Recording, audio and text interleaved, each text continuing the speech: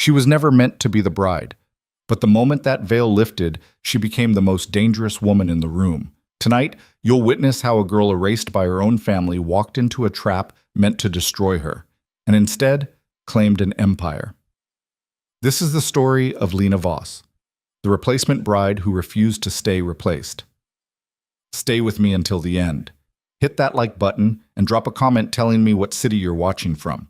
I want to see how far Lena's story travels. Now, let's begin. The bruise on Lena's shoulder was 3 days old, shaped like fingers. She'd gotten it from carrying her stepsister's luggage down 2 flights of stairs while Victoria screamed about scuffed heels. The maids had watched from doorways, their eyes full of pity they'd never voice. Pity was cheap. It didn't pay wages or risk employment. Lena had learned not to expect it. She stood now in the servants' corridor of the Voss estate, though it hadn't truly been the Voss estate in years. Her father's name still hung on the deed, but his ghost had less presence than the furniture. He'd died when she was 12, and within 6 months, her stepmother Patricia had redecorated the entire house. Within a year, Lena's bedroom had become Victoria's walk-in closet. Within 2 years, Lena had become invisible. "Lena!" Patricia's voice cut through the evening air like a blade through silk. Sharp, precise, designed to sever. "Where's the seamstress? Victoria's dress needs final adjustments." Lena pressed her palm against the cool wall and closed her eyes. "Just breathe, count to 5, don't cry where they can see. 1, 2, 3. "I'm coming," she called back. 4, 5. She'd stopped reaching 5 years ago. Somewhere around year 3 of this life, she'd learned that 5 was a luxury. Most days, she barely made it to 3. The seamstress had left 20 minutes ago, her payment short by half because Patricia had found an invisible flaw in the stitching. The woman had departed tight-lipped and furious, unlikely to return. It was the 4th seamstress in 2 months. Victoria's wedding dress had become a graveyard of broken professional relationships. The wedding, tomorrow night. Victoria Voss would marry Adrian Cade, and the entire city would witness the union of old money and new power. The society papers had been salivating over it for weeks. "A love story written in starlight," one headline had proclaimed. Lena had read it while scrubbing the kitchen floor at 2 in the morning, her knees aching against the tile. There was no love story. There was a contract, negotiated over brandy and lawyers. Victoria got a powerful husband and a crime empire's protection. Adrian Cade got legitimacy, social access, and a beautiful wife to hang on his arm at galas. Everyone won, except maybe Adrian Cade, Lena thought sometimes, in the dark hours before dawn when honesty felt safer. Victoria was beautiful, yes, golden-haired and sharp-featured, with her mother's calculating eyes. But she was also cruel in the particular way of people who'd never been denied anything. She collected grudges like jewelry and wore her privilege like armor. Lena had once made the mistake of pointing out that Victoria's French pronunciation was incorrect. She'd spent the next week locked in the basement. She was 15 then. "Lena!" Patricia again, closer now. Lena could hear the click of her heels on marble, designer heels, purchased with Lena's father's money from the company Lena's grandfather had built. "Did you go deaf, girl?" Lena straightened her spine and stepped into the main hallway. Patricia stood at the top of the stairs, backlit by the chandelier that had hung in this house for 3 generations. She looked like an oil painting of aristocratic displeasure. "The seamstress left," Lena said quietly. "You didn't pay her enough." "I paid her what the work was worth." Patricia descended 3 steps, her expression cooling. "Where is Victoria?" "I don't know." "Find her. The photographer arrives in an hour for pre-wedding portraits, and she needs to practice her smile. The candid one, not the real one. The real one makes her look predatory." Lena wanted to say that Victoria was predatory, that no amount of practice smiling would hide the truth. Instead, she nodded. "I'll check her room. And fix your hair before you're seen in any photographs. You look like you've been cleaning gutters." She had been cleaning gutters, yesterday, in the rain, because Victoria had claimed the downspout outside her window was making noise, and Patricia had decided it was Lena's responsibility to solve it. At midnight, in a thunderstorm, Lena climbed the stairs, each step a negotiation with exhaustion. Her room, the small storage space on the third floor that she'd occupied for the past 8 years, felt impossibly far away. But Victoria's suite was closer. Start there. The door was ajar. That was the first warning. Victoria never left doors open. She valued her privacy the way dragons valued gold, with teeth and fire for anyone who dared intrude. Lena had learned that lesson early, along with so many others. She pushed the door wider. Victoria? The room was empty, not just empty, ransacked. Drawers hung open like broken jaws. The closet, Lena's former bedroom, had been gutted, expensive dresses thrown across the floor in a trail leading to the window. The window itself stood open, curtains billowing in the evening breeze. And on the bed, positioned carefully on top of the wedding dress that had cost more than most people's cars, lay a single piece of paper. Lena's hands shook as she picked it up. I'm not doing this. I'm not marrying a criminal to save your social standing. Find another sacrifice. I'm going to Paris. The handwriting was Victoria's, sharp, angular, expensive private school cursive. The message was unmistakably hers, too, selfish, destructive, perfectly timed for maximum damage. Lena stood there, holding the note, and felt the world narrow to a pinpoint. No, no, no, no. She knew what came next. She could see it unfolding with the clarity of a car crash in slow motion. Patricia would panic. The wedding was tomorrow. The contracts were signed. Adrian Cade didn't strike Lena as the type of man who accepted contract breaches with understanding and grace. They would need a replacement. They would need a bride. And there was only one other young woman in this house. No, Lena whispered to the empty room. Please, no. But the universe had never listened to her before. Why would it start now? Patricia's scream could probably be heard in the next county. Lena had walked downstairs mechanically, note in hand, her mind spinning through impossible escape scenarios. She could run. She could leave right now, walk out the front door, and never come back.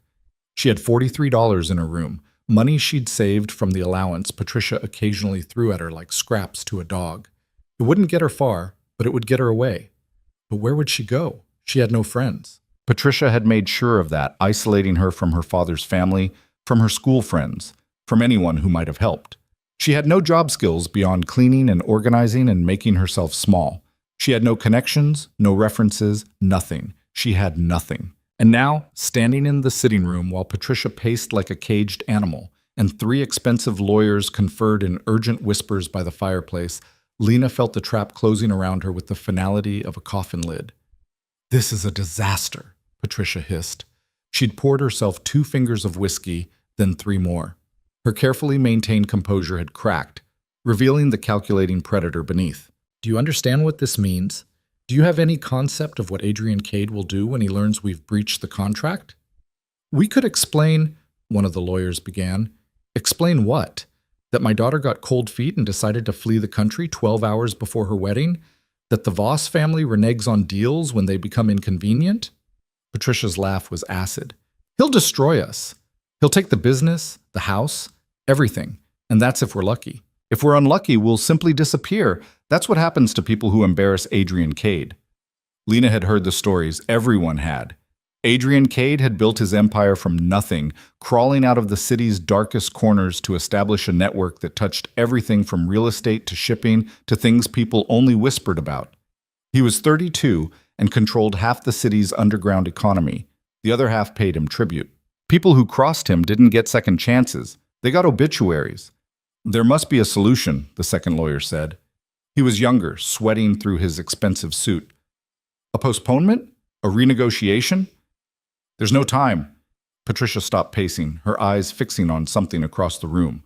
On someone. Unless... Lena felt her blood turn to ice.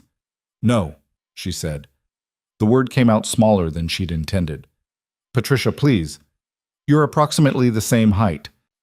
Patricia moved closer, circling her like a buyer inspecting livestock. Similar build, with the right dress, the right styling, behind a veil. I'm not Victoria. People will know. Most people have never seen Victoria up close. She's been carefully photographed from her best angles for years. Patricia's smile was knife-thin.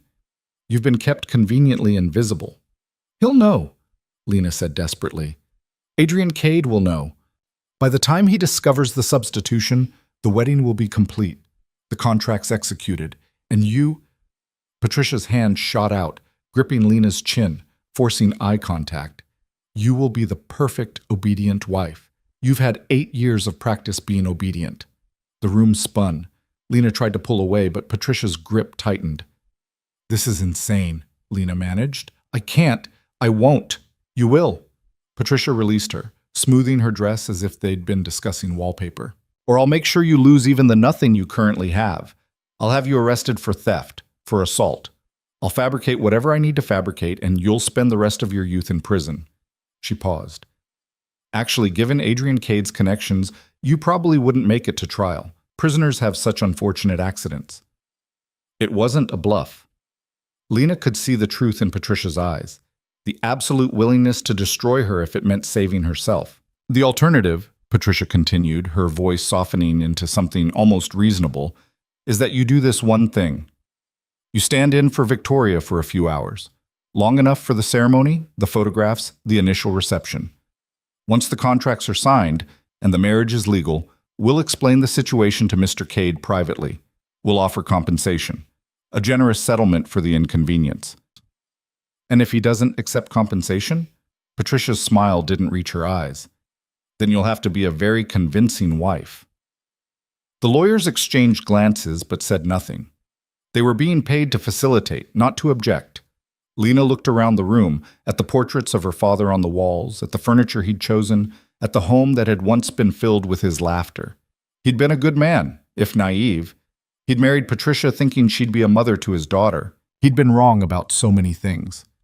I need time to think, Lena said. You have 10 minutes. Patricia checked her watch. Then we start preparations. The wedding is tomorrow at 8. That gives us just under 24 hours to transform you into a bride. Lena walked out of the room on legs that barely held her. She made it to the hallway bathroom before the panic attack hit, her breath coming in short gasps, her vision tunneling. She gripped the sink, staring at her reflection. Brown eyes, unremarkable. Dark hair, unstyled. A face people looked through, not at. She'd cultivated invisibility so thoroughly that she'd almost disappeared. And now they wanted her to be seen, to stand in front of the entire city's elite, to marry a man who killed people for breaking contracts. She had 10 minutes to decide. She had 10 minutes to choose between impossible options. In the end, there was no choice at all. They worked through the night. A new team of stylists arrived within hours, people who asked no questions and accepted cash payments. Patricia had made calls, pulled strings, utilized every connection she had. The machine of deception was already in motion. Lena sat in Victoria's room, her old room, while strangers transformed her. Head up, the hairstylist commanded, her hands working through Lena's hair with efficient brutality. They bleached it first, stripping away the dark brown until Lena barely recognized herself. Then came the toner, turning her hair a shade of honey blonde close enough to Victoria's champagne gold. It burned. The chemicals stung her scalp, bringing tears to her eyes that the makeup artist immediately wiped away. No crying, the makeup artist said. Not unkindly, but firmly. It ruins the canvas. The canvas. That's what she was now. A surface to be painted. They plucked her eyebrows, reshaped them into Victoria's dramatic arch. Contact lenses changed her brown eyes to Victoria's pale hazel. Contouring made her cheekbones sharper, her nose narrower, her face into something that might pass for her stepsisters in dim lighting and behind a veil. The dress came last. It was beautiful. Lena could acknowledge that even through the numbness. Ivory silk and French lace, with a bodice that had been fitted to Victoria's measurements. It was slightly too loose on Lena, who'd lost weight over the years of irregular meals and constant work.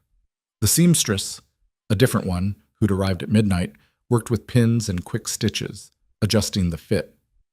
She'll do, Patricia said finally, stepping back to assess her work. It was 4 a.m. The wedding was in 16 hours. With the veil, she'll do. Lena looked at herself in the full-length mirror and saw a stranger. A blonde girl in a wedding dress, her face painted into someone else's features, her body wrapped in silk and lies. Practice walking, Patricia commanded. The ceremony is at the cathedral. You'll enter from the rear, walk down the center aisle. The veil stays down until Adrian lifts it at the altar. By then, it will be too late. Too late for what? Lena asked. for him to object. They made her practice for 2 hours. Walking in heels she wasn't accustomed to, maintaining posture, keeping her head at the correct angle. Patricia had obtained video of Victoria walking, and they studied it frame by frame, forcing Lena to mimic every detail. Shoulders back, chin up. You're walking toward your triumph, not your execution. Except it felt like an execution. Dawn broke gray and cold. Lena was released to her small room for a few hours of rest, though sleep was impossible. She lay on her narrow bed, still in the dress because Patricia feared she'd damage it if she removed it, and stared at the ceiling. She thought about running. The window was right there. She could climb out, make it to the street, disappear into the city, but where would she go? And what would Patricia do in retaliation? The trap had no exits. It never had. The Cathedral of St. Catherine was over 200 years old, a Gothic monument to old money and older power. Lena had been inside once, years ago, when her father had brought her to a Christmas service. She'd marveled at the vaulted ceilings, the stained glass windows depicting saints and martyrs, the sense of sacred permanence. Now it felt like a tomb. The bride's preparation room was small and overheated. Patricia had banned everyone except the photographer and his assistant, minimizing the number of people who might notice the substitution. The photographer was being paid extra for his discretion, or his blindness. He took test shots of Lena with professional efficiency, never quite meeting her eyes. "Beautiful," he murmured, adjusting his lens. "The veil catches the light perfectly." The veil was heavy, thick enough to obscure her features. Patricia had chosen it specifically for its opacity. Tradition dictated that the groom couldn't see his bride's face until the altar, and Patricia was weaponizing that tradition. 10 minutes, Patricia announced, checking her phone. Adrian has arrived. His people are in position. The guests are seated. She turned to Lena, her expression unreadable. Last chance to perfect your composure. When you walk down that aisle, you are Victoria Voss, confident, entitled, slightly bored by the whole affair. Can you do that? Lena nodded mechanically. Say it. I'm Victoria Voss. Again, with conviction. I'm Victoria Voss. Patricia studied her for a long moment. Then, surprisingly, her expression softened. Just slightly. Just for a second. For what it's worth, you look more like your father than Victoria ever did. He'd have been proud of your strength. The unexpected sentiment hit harder than any cruelty could have. Lena's throat tightened, tears threatening to ruin the careful makeup. Don't, Patricia said immediately, the softness vanishing. Don't cry. Don't feel. Just walk. The cathedral doors opened. Music swelled, something classical and ornate that Lena didn't recognize. Through the veil, she could see the long aisle stretching before her, lined with flowers and candles, and hundreds of faces turned toward her in anticipation. And at the end of that aisle, standing before the altar, was Adrian Cade. She'd seen pictures, of course. Everyone had. The media loved him. The mysterious entrepreneur, the self-made billionaire, the man who moved through society's highest circles while rumors of his darker dealings swirled like smoke. He photographed well, all sharp angles and intense eyes. In person, he was different. Taller than she'd expected. Broader in the shoulders. He wore a black tuxedo that fit him like it had been grown rather than tailored, and he stood with the stillness of someone who'd learned to control every muscle, every breath, every tell. But it was his face that caught her. He wasn't handsome in the conventional sense. His features were too harsh, too angular, carved from something harder than mere bone. His jaw could cut glass. His nose had been broken at least once. His eyes, even from this distance, even through the veil, were the color of winter ice. And they were fixed on her with an intensity that made her stumble. Patricia's hand pressed against her back, steadying her. Walk. Lena walked. Each step felt like crossing an ocean. The cathedral stretched impossibly long, the music building to something that felt more like a funeral march than a wedding processional. Faces blurred past on either side. Society's elite, crime lords in expensive suits, politicians who'd learned to look the other way, businessmen who'd found profit in moral flexibility. Adrian Cade's empire gathered to witness his coronation. She was 20 steps away. 15. 10. His expression hadn't changed.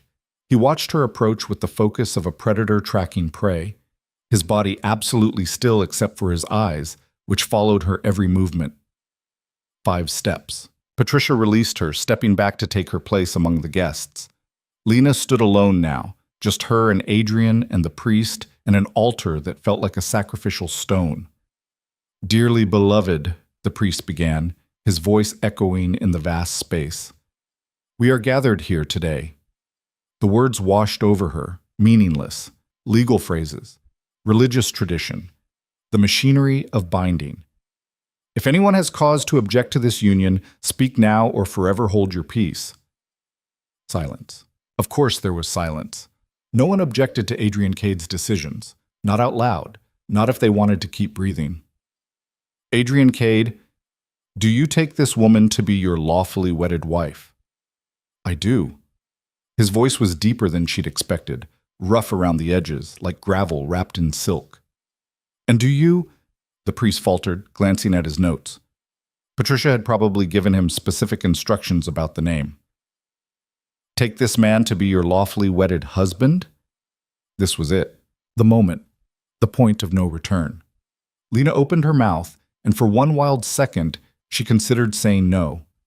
Throwing off the veil, revealing the deception, letting the whole elaborate lie collapse. But then what? "I do," she whispered. "Then by the power vested in me, I now pronounce you husband and wife. You may kiss the bride." Adrian stepped closer, and Lena's heart hammered against her ribs. This was when he'd know. The moment he lifted the veil, he'd see that she wasn't Victoria, and then his hands were steady as he reached for the veil, careful, almost gentle. He lifted it slowly, the heavy fabric rising like a curtain on opening night. Their eyes met, and Adrian Cade smiled. Not a surprised smile, not a confused smile, a knowing smile. "Hello, Lena," he said quietly, so only she could hear. "I've been waiting for you."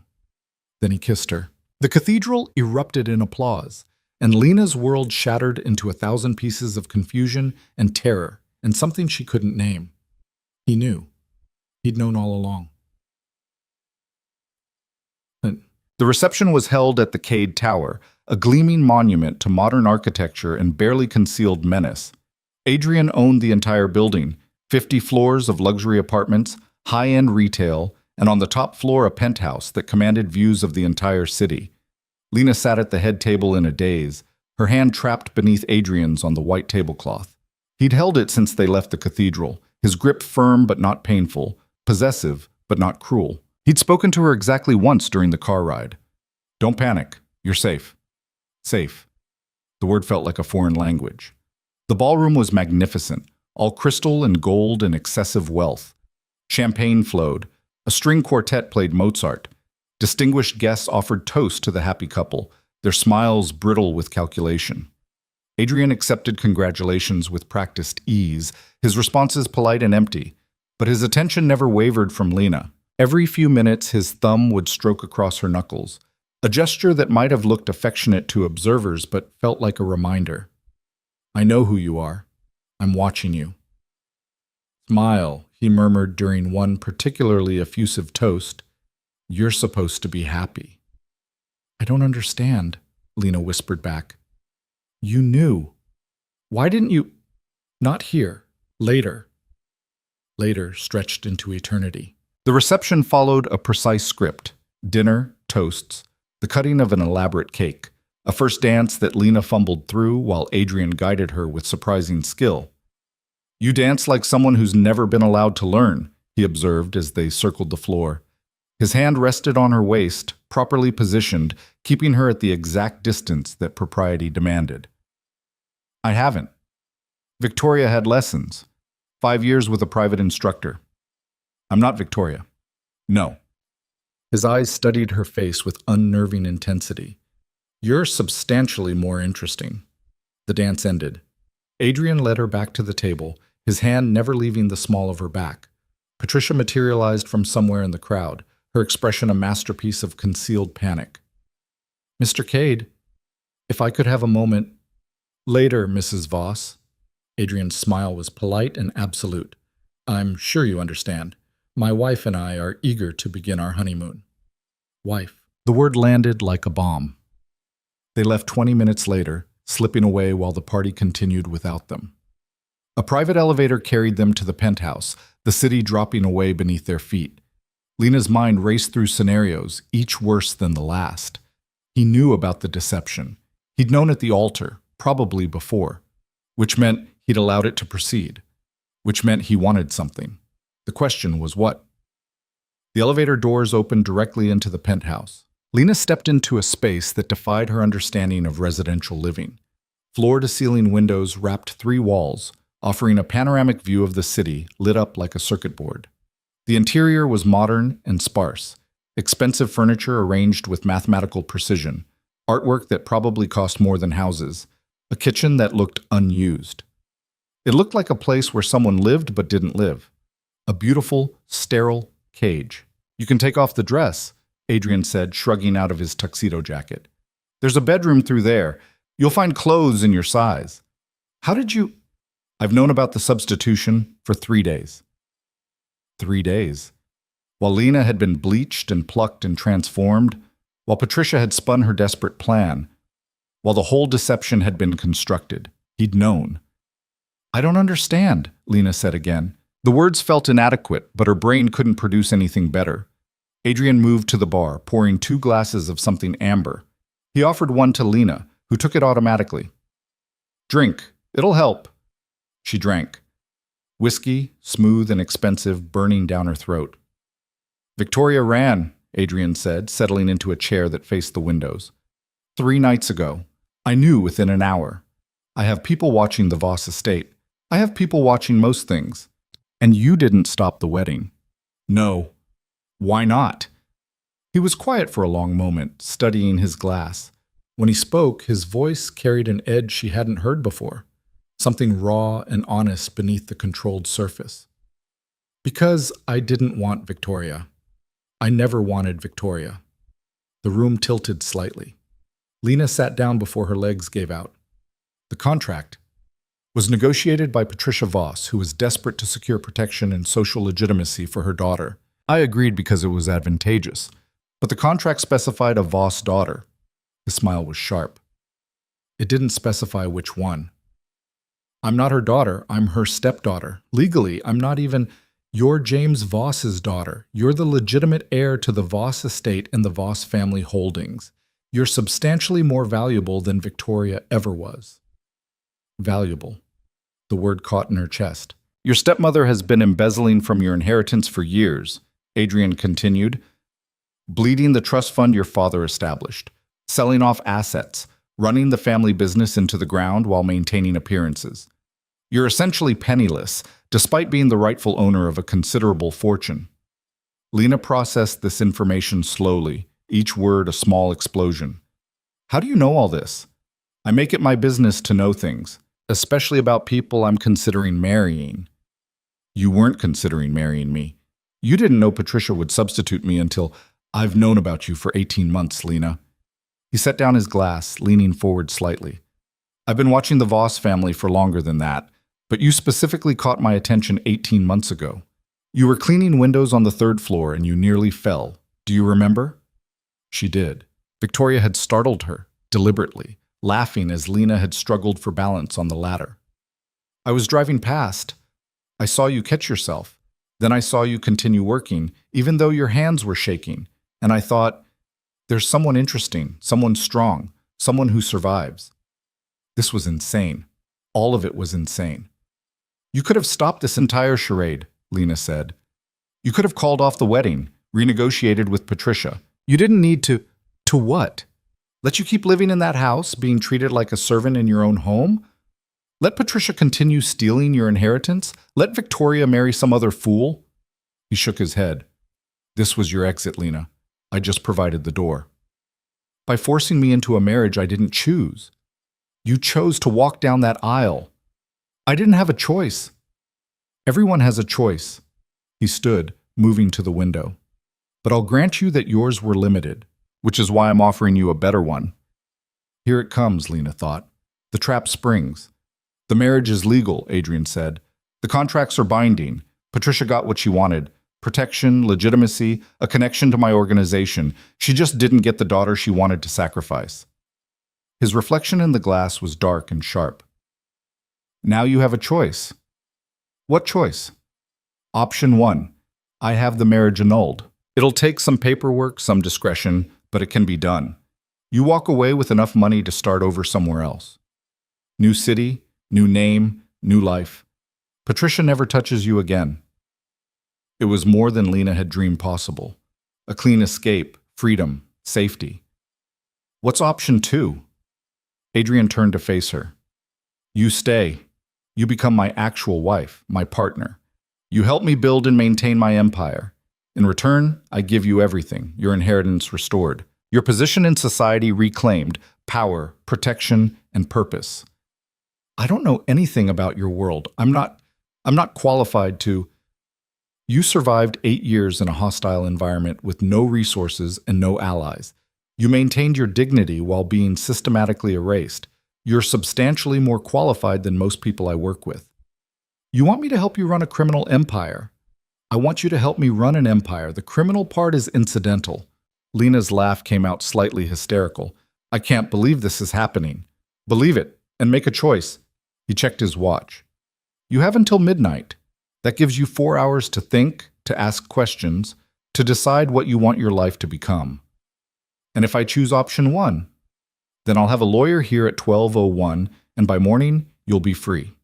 Why would you do that? If I'm so valuable, why let me go? For the first time, something flickered across Adrian's face, something that might have been respect. Because I don't keep people who don't choose to stay. I've built everything I have on understanding motivation, on knowing what drives people. If you don't want this life, forcing you into it would be pointless. You'd be miserable, resentful, useless to me. He paused. But if you do want it, if you choose it, then you'll be extraordinary. He left her alone then, disappearing into another part of the penthouse. Lena sat in the vast living room, surrounded by windows and city lights, and tried to think. Option 1 was safe, logical. It offered escape from Patricia, from the trap of the Voss estate, from the impossible situation she'd been forced into. But it also offered nothing else. No home, no purpose, no sense of belonging. She'd be free, yes, but free to do what? Exist somewhere else, equally invisible? Option 2 was dangerous, probably insane. It meant staying with a man who killed people, or had them killed, as part of his business operations. It meant entering a world she didn't understand, learning rules she'd never been taught. But it also offered something she'd never had. Power. Not the power to hurt people, though that would come. The power to choose, to matter, to be seen. Lena walked to the window, pressing her palm against the glass. The city spread below her, infinite and glittering. Somewhere down there was the Voss estate, where she'd spent 8 years becoming invisible. She thought about her father, about the way he'd smiled when she'd brought him her report cards. You're brilliant, Lena. You can be anything you want. He'd been wrong about Patricia, but maybe he'd been right about her. Maybe she could be anything, even this. The clock on the wall showed 11:47. 13 minutes to choose.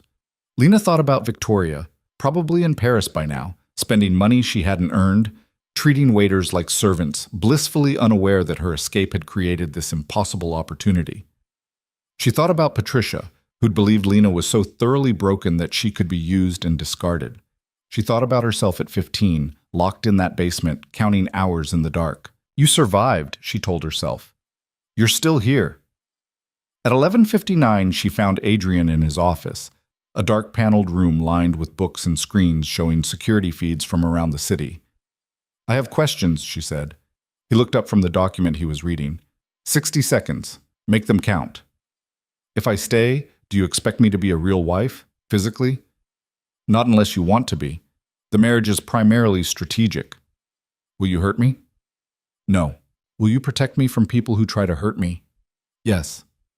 Will you teach me how this world works? Actually teach me, not just expect me to figure it out? Yes. Last question. She took a breath. If I choose this, can I ever change my mind? Adrian set down his pen, giving her his full attention. Yes.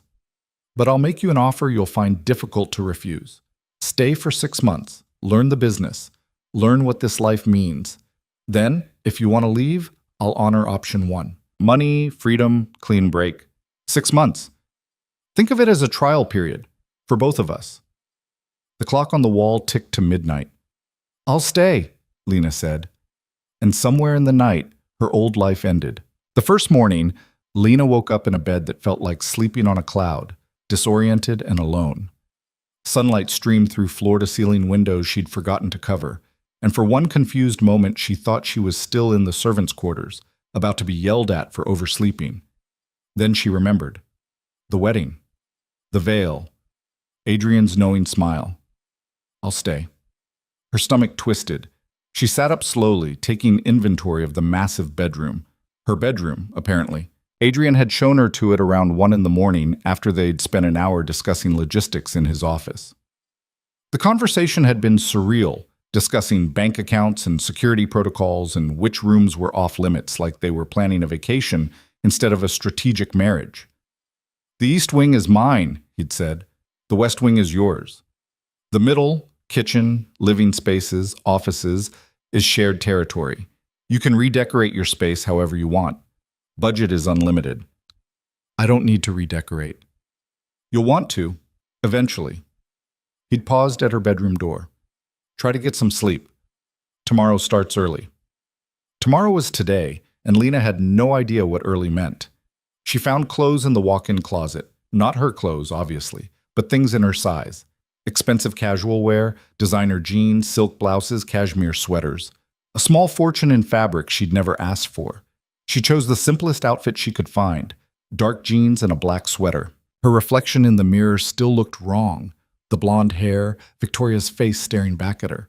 She'd need to figure out what to do about that. Maybe let it grow out. Maybe dye it back. Maybe keep it and become someone new entirely. The thought was dizzying. She found Adrian in the kitchen, which surprised her. Somehow she'd expected him to have staff for everything. Invisible servants producing meals at the snap of his fingers. Instead, he stood at the counter making coffee, dressed in dark slacks and a white shirt rolled to his elbows. You cook? She asked. He glanced over. I make coffee. There's a difference. Hungry? I don't know. That means yes. He pulled out his phone, typed something quickly. Breakfast will arrive in 20 minutes. Sit. Lena sat at the island, watching him pour 2 cups of coffee with the efficiency of someone who'd done it 1,000 times. He slid one across to her, black and strong. I don't drink it black, she said. Learn. Cream and sugar are crutches. But he pulled both from a cabinet anyway, setting them in front of her. Your choice? She added cream, just enough to make it bearable, and took a careful sip. It was good coffee. Probably cost more per pound than she used to spend on food in a week. Tell me about your stepmother, Adrian said, leaning against the counter. The unedited version. Why? Because we're about to dismantle her carefully constructed life, and I need to know what motivates her, what she values, what she fears. The casual way he said dismantle sent a chill down Lena's spine. This was real. She was really doing this. She married my father for his money, Lena said slowly, but she loved the status more. Being Mrs. James Voss opened doors. Society events, charity boards, the kind of power that comes from having the right last name. And when he died, she made sure everyone believed she was the grieving widow. Generous donations to his favorite causes, tasteful mourning clothes, all while systematically transferring assets into her name and Victoria's. Adrian nodded, like this confirmed something he'd already suspected. Your father's will? Left everything in trust for me until I turned 25. Patricia is the trustee. Lena's laugh was bitter, which means she controls it all for another 4 years. Controlled, Adrian corrected. Past tense. As of midnight last night, I filed paperwork with the probate court challenging the trust administration. We'll have an emergency hearing within the week. Lena nearly dropped her coffee. You can do that? I can do a lot of things. The question is whether you're ready for the consequences. What consequences? Patricia will fight back, publicly, viciously. She'll claim you're unstable, that I manipulated you, that the marriage is a fraud. The society pages will have a field day. Your life will become extremely uncomfortable for a while. The doorbell rang. Adrian went to answer it, returning with 2 bags from a restaurant Lena recognized from magazine spreads. places where appetizers cost $50 and reservations were booked months in advance. He unpacked the bags methodically. Eggs Benedict, fresh fruit, pastries that smelled like they'd been baked minutes ago. He arranged everything on plates with surprising care, then sat across from her. Eat. Then we talk about today. Lena picked at the eggs, her appetite still uncertain. What happens today? Orientation. You need to understand what you've agreed to before you're thrown into it. I thought I had 6 months to learn. You do. But the world doesn't know that. As far as everyone's concerned, you're my wife now, which means you're a target. He cut into his food with precise movements. I have enemies. A lot of them. Some will try to get to me through you. You need to know who they are and how to recognize threats. This is insane. Yes, but you chose it. His eyes met hers. Having second thoughts? She should be. Any rational person would be running for the door.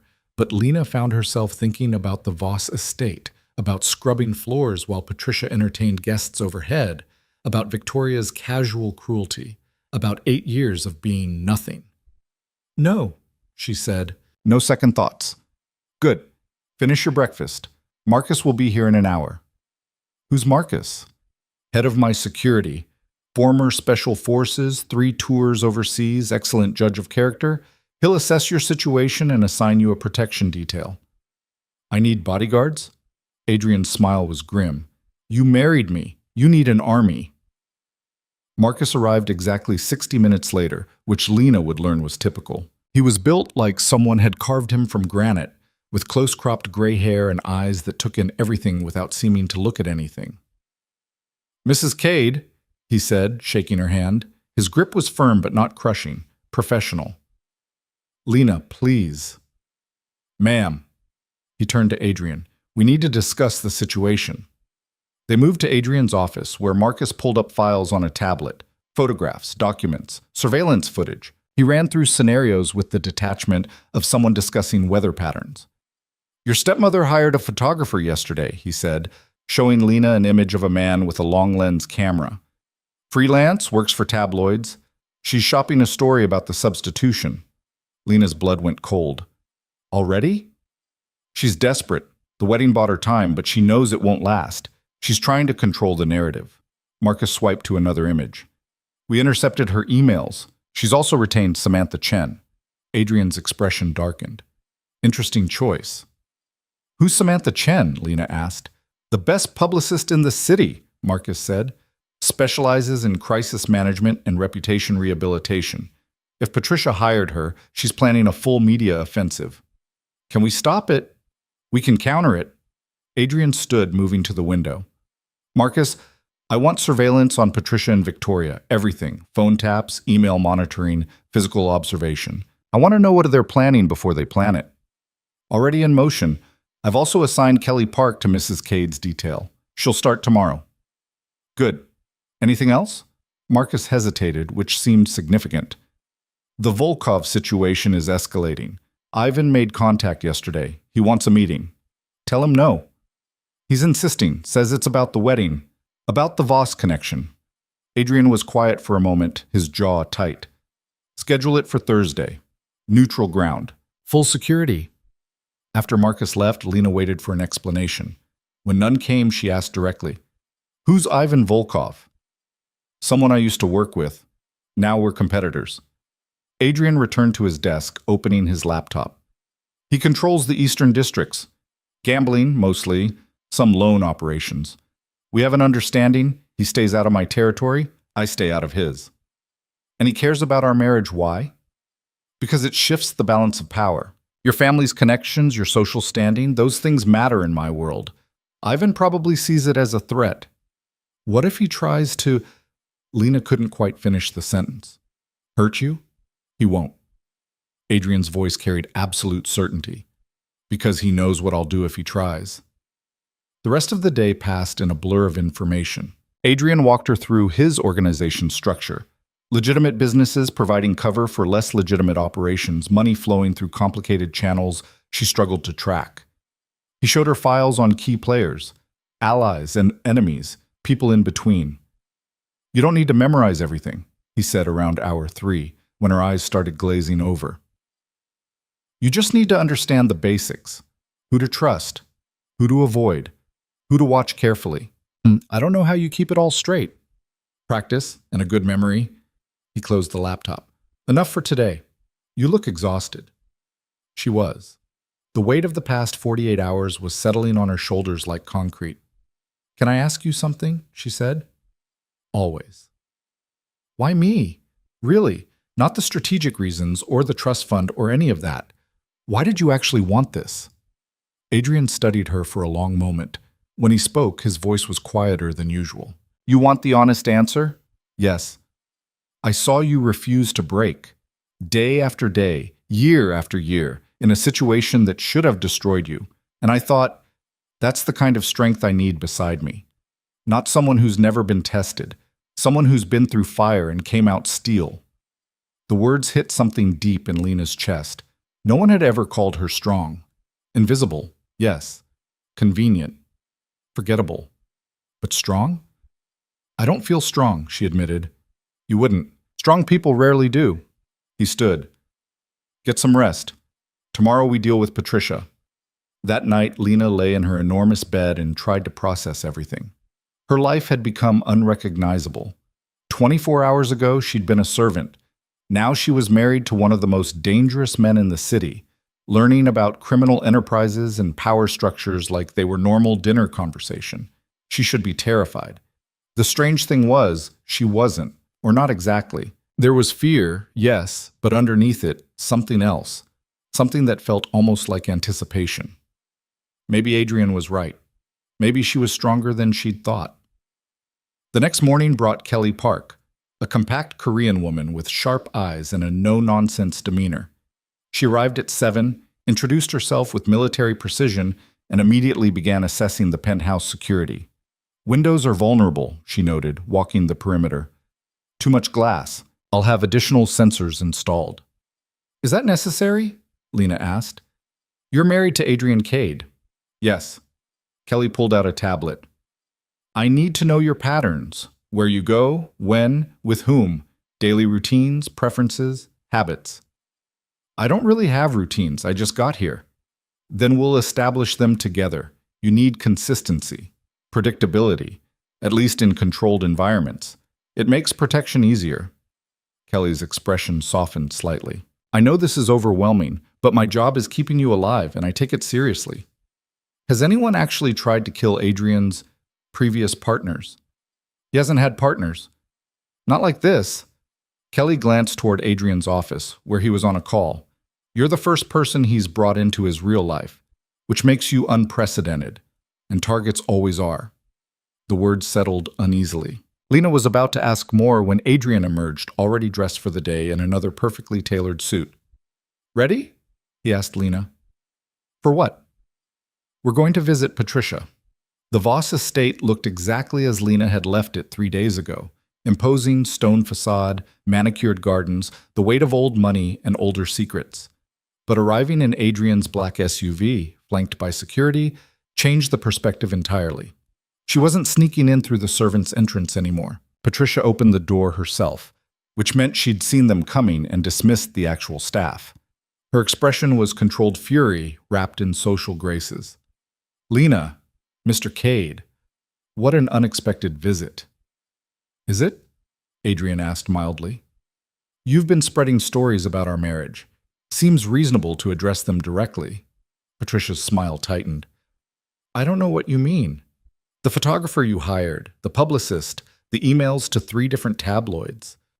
Adrian walked past her into the foyer without waiting for invitation. Should I continue, or shall we skip the pretense? Lena followed, her heart pounding. She'd walked these halls 1,000 times, always small, always careful. Now with Adrian beside her and Kelly at her back, the space felt different, smaller. Patricia recovered quickly. Perhaps we should discuss this in the sitting room. Perfect. Adrian settled into the chair that had been James Voss's favorite, the power move obvious. Let's discuss how you've been embezzling from Lena's trust fund. The color drained from Patricia's face. I have no idea what 18 million over 8 years. You've been creative about it, Shell companies, fake invoices, property transfers to Victoria, but not creative enough. He pulled out his phone, scrolling through something. I have documentation, all of it, enough to have you arrested for fraud, theft, and breach of fiduciary duty. You're bluffing. Am I? He turned the phone toward her. This is the account in the Caymans, the one you thought was untraceable. I've had forensic accountants working on your finances for 6 months. 6 months. Before the wedding, before Victoria ran, Adrian had been planning this. Patricia sat down slowly, her composure cracking. What do you want? Simple. You stop talking to the press. You stop trying to undermine Lena. You cooperate fully with the trust transfer. And in return, I don't press charges. That's blackmail. That's a generous offer. The alternative is federal prison. His voice stayed pleasant, conversational. Your choice. Lena watched her stepmother's face cycle through emotions. Rage, fear, calculation. Finally, Patricia turned to her. You really think you can handle his world? You couldn't even handle keeping this house clean. The words were designed to cut, to reduce Lena back to what she'd been. A year ago, they would have worked. I'm not asking for your approval, Lena said quietly. I'm telling you it's over. You don't control me anymore. You don't control my inheritance. You're done. You ungrateful, careful. Adrian's voice dropped to something dangerous. You're speaking to my wife, and I take that seriously. The room went silent. Patricia seemed to shrink, her power evaporating. After 8 years of tyranny, it was stunning how quickly she collapsed when someone finally pushed back. I'll need the cooperation agreement in writing, Patricia finally said. Already prepared. Adrian produced documents from his briefcase. Sign these, today. My lawyers will file the trust modification tomorrow. Patricia read through the papers, her hands shaking slightly. When she reached for a pen, Lena felt something loosen in her chest. Not relief exactly. Something bigger. Freedom. They left 20 minutes later, the signed document secured in Adrian's briefcase.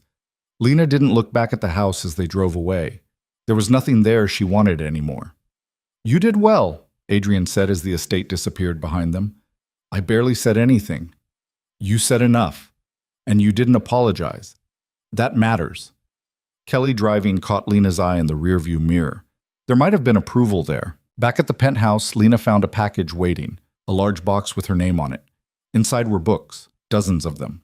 Business strategy, negotiation, finance, criminal psychology. A handwritten note sat on top in Adrian's precise script. You'll need these. Start with the blue one. The blue book was titled The Art of Reading People. Lena flipped it open, found the first chapter, and started reading. The following days developed a rhythm.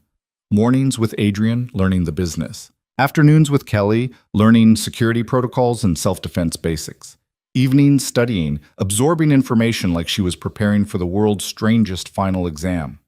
You're a fast learner, Adrian observed on day 4, reviewing her notes on a recent negotiation he'd let her observe.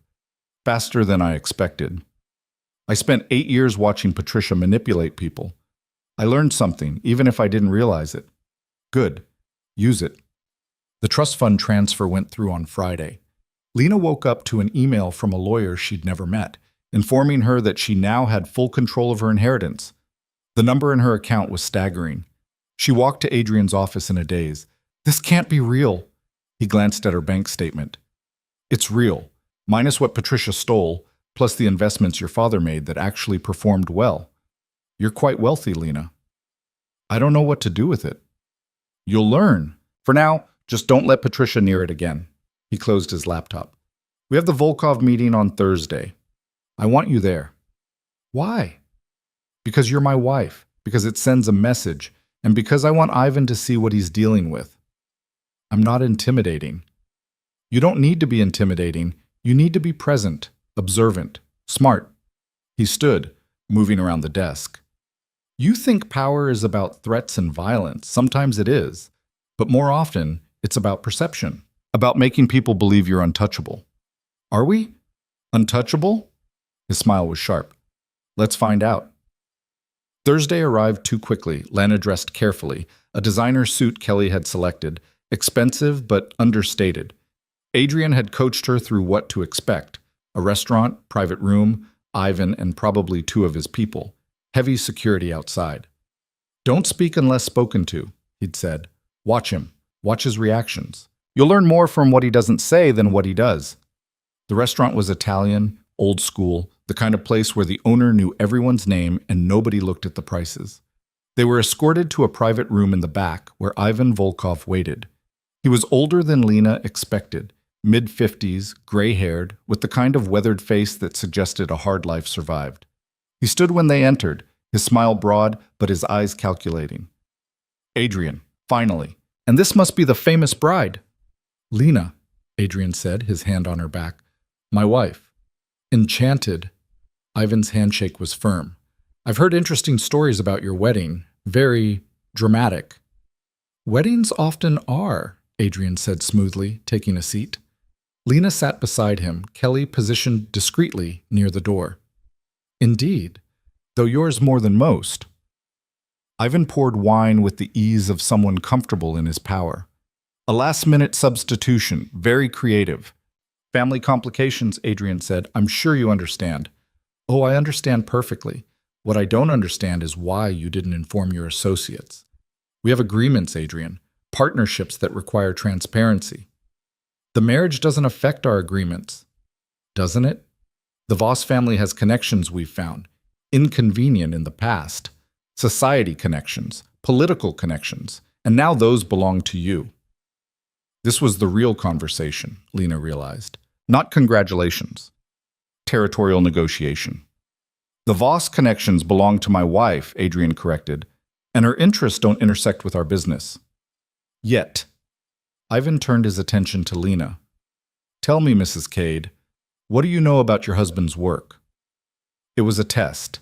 Lena could feel Adrian tense slightly beside her, ready to intervene if needed, but she remembered his advice. Watch. Listen. Be present. Enough to know when someone's trying to provoke him, she said calmly, and enough to know it won't work. Ivan's eyebrows rose. Then he laughed, genuine and surprised. She has teeth, I like that. Adrian, you chose well. I know. The rest of the meeting proceeded carefully, Ivan probing for weaknesses, Adrian deflecting with practiced ease, both men engaged in a dance of threat and counter-threat disguised as friendly conversation. Lena stayed quiet, watching like Adrian had instructed, noting the tells. How Ivan's hand tightened on his glass when the Eastern Territories were mentioned, how his smile froze when Adrian brought up gambling revenues. They left an hour later with nothing resolved but nothing destroyed either. Status quo maintained. You handled that well, Adrian said in the car. I barely said anything. You said enough, and you didn't flinch. Ivan respects that. He looked at her thoughtfully. You're ready for the next step. What's the next step? The Winterlight Gala, 2 weeks from now. Every major player in the city will be there. It's time to introduce you properly. Lena's stomach dropped. That's not a next step. That's throwing me off a cliff. Same thing in my world. His smile was almost sympathetic. But you won't be alone, and by the time we're done, everyone will know exactly who you are. The problem, Lena thought as they drove through the city lights, was that she was still figuring that out herself. But she had 2 weeks to decide. 2 weeks to transform from invisible to inevitable. 2 weeks to become someone even she didn't recognize yet. She looked at her reflection in the car window, blonde hair, expensive clothes, sitting beside one of the most dangerous men in the city like it was normal. Maybe she was already someone new. Maybe she had been all along just waiting for permission to exist. The thought terrified and thrilled her in equal measure. The dress arrived 1 week before the Winterlight Gala, delivered in a box the size of a small coffin. Lena stared at it for a full minute before opening it, her stomach tight with something between anticipation and dread. Inside was midnight blue silk, almost black in certain light, with a neckline that would make Patricia faint and a slit that went higher than anything Lena had ever worn. A note was pinned to the fabric in Adrian's handwriting. Wear this, trust me. She held it up to the light. The dress was beautiful in a dangerous way, the kind of thing that demanded confidence she wasn't sure she possessed. It's perfect, Kelly said from the doorway. She'd taken to appearing without warning, a habit Lena was slowly accepting. He has good taste when he focuses.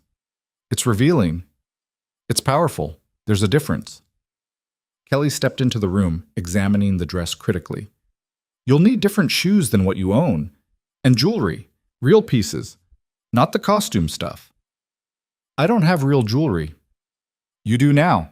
Adrian had his jeweler send options this morning. They're in your closet. Lena found 3 velvet boxes containing pieces that probably cost more than cars. Diamonds, sapphires, emeralds, each set more extravagant than the last. She closed the boxes quickly, overwhelmed. This is too much. This is the baseline, Kelly corrected. The Winterlight Gala isn't a party, it's theater. Everyone's performing their power, their wealth, their position. You need to perform too. I don't know how. Then learn fast. You've got 7 days. Those 7 days became a masterclass in transformation. A stylist named Marcus, not the security Marcus, a different one who spoke 3 languages and could tie a bow tie blindfolded, arrived daily to drill Lena on posture, movement, the subtle art of commanding space without saying a word. Chin up, shoulders back, but don't lock them, he instructed, circling her like a sculptor assessing marble. You want to look confident, not military, powerful, not rigid. I feel ridiculous. You look incredible. There's a difference. He adjusted the practice dress she wore. Walk again. Slower this time. You're not rushing to catch a bus. You're arriving. Lena walked the length of the penthouse living room for what felt like the 100th time. Marcus made small corrections. The angle of her head, the pace of her steps, how she held her hands when she wasn't holding anything. Better. Now imagine everyone's watching you, because they will be. That was the part that terrified her. Not the dress, or the jewelry, or the performance itself, but the watching. She'd spent 8 years trying to be invisible. Now she was supposed to demand attention. Adrian observed one of these sessions from his office doorway, arms crossed, expression unreadable. When Marcus finally released her for a break, Adrian intercepted. Walk for me. I just walked for 2 hours. Once more. She walked. He watched with the intensity he brought to everything, complete, focused, slightly unsettling. You're still apologizing with your posture, he said. I'm not apologizing. You are. Right here. He touched her shoulder blade gently, straightening her spine. You curl forward like you're trying to take up less space. Stop it. It's habit. Break it. You're not invisible anymore, Lena. Stop acting like you should be. His hands remained on her shoulders, firm but not heavy. The gala will be full of predators. They'll smell uncertainty like blood and water. You need to walk in there like you own the room. I don't own the room. I barely own myself. Fake it until it's real. That's how power works. He released her, stepping back. Again. She walked again, and again, until something shifted, some internal recalibration that made her spine straighter, her head higher, until she stopped apologizing for existing.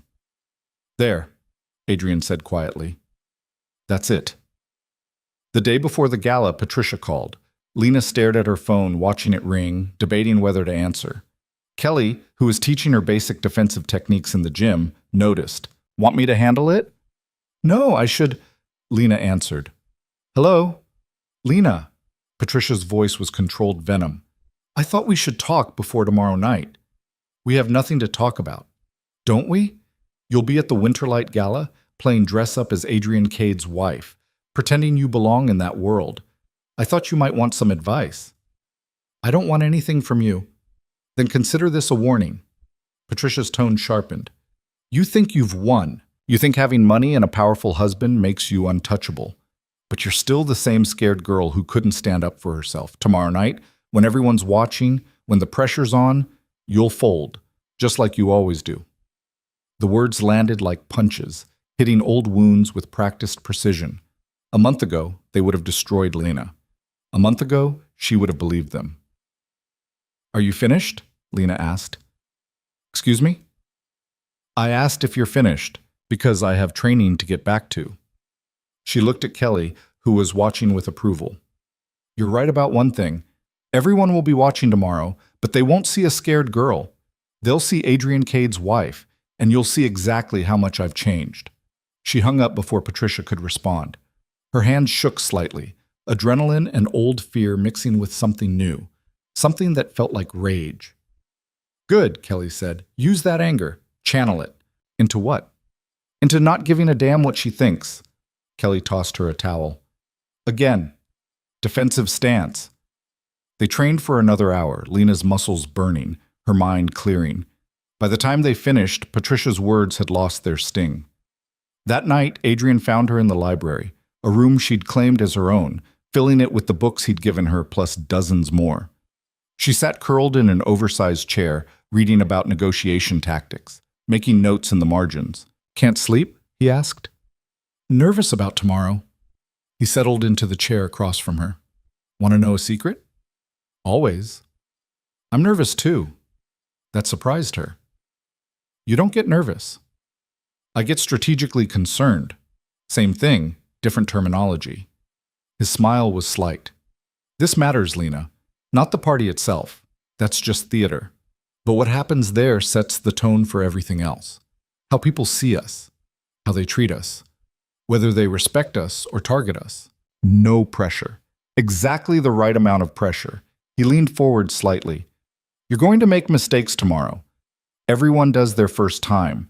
The key is how you recover. Don't apologize. Don't explain. Just move forward like it was intentional. What if I completely freeze? You won't. You're tougher than you think. He stood, moving toward the door, and get some sleep. Tomorrow we make history. What kind of history? The kind where no one forgets your name. The morning of the gala arrived with deceptive calm. Lena woke early, her stomach a knot of anxiety that coffee couldn't untangle. She spent the morning reading, trying to distract herself, but the words blurred together. At noon, the stylist team arrived. Hair, makeup, nails, all the armor required for battle disguised as a party. They worked for 4 hours, transforming her piece by piece. The blonde was styled into old Hollywood waves. Her makeup was dramatic but precise, emphasizing her eyes until they looked larger, more intense. Her nails were painted deep red, the color of wine or blood. When they finally let her see herself in the mirror, Lena barely recognized her reflection. The woman looking back was polished, powerful, expensive, someone who belonged in Adrian Cade's world. Perfect, Marcus the stylist declared. Now the dress. The midnight blue silk felt like water against her skin, liquid and cool and impossibly light. It fit perfectly, because Adrian had somehow obtained her exact measurements. The neckline was dramatic but not vulgar, the slit revealing without exposing. She looked dangerous. The jewelry came last, sapphires and diamonds arranged in a necklace that must have cost a fortune. Kelly fastened it around her neck with steady hands. You look like someone who could ruin lives, Kelly said. Is that a compliment? In this world? Yes.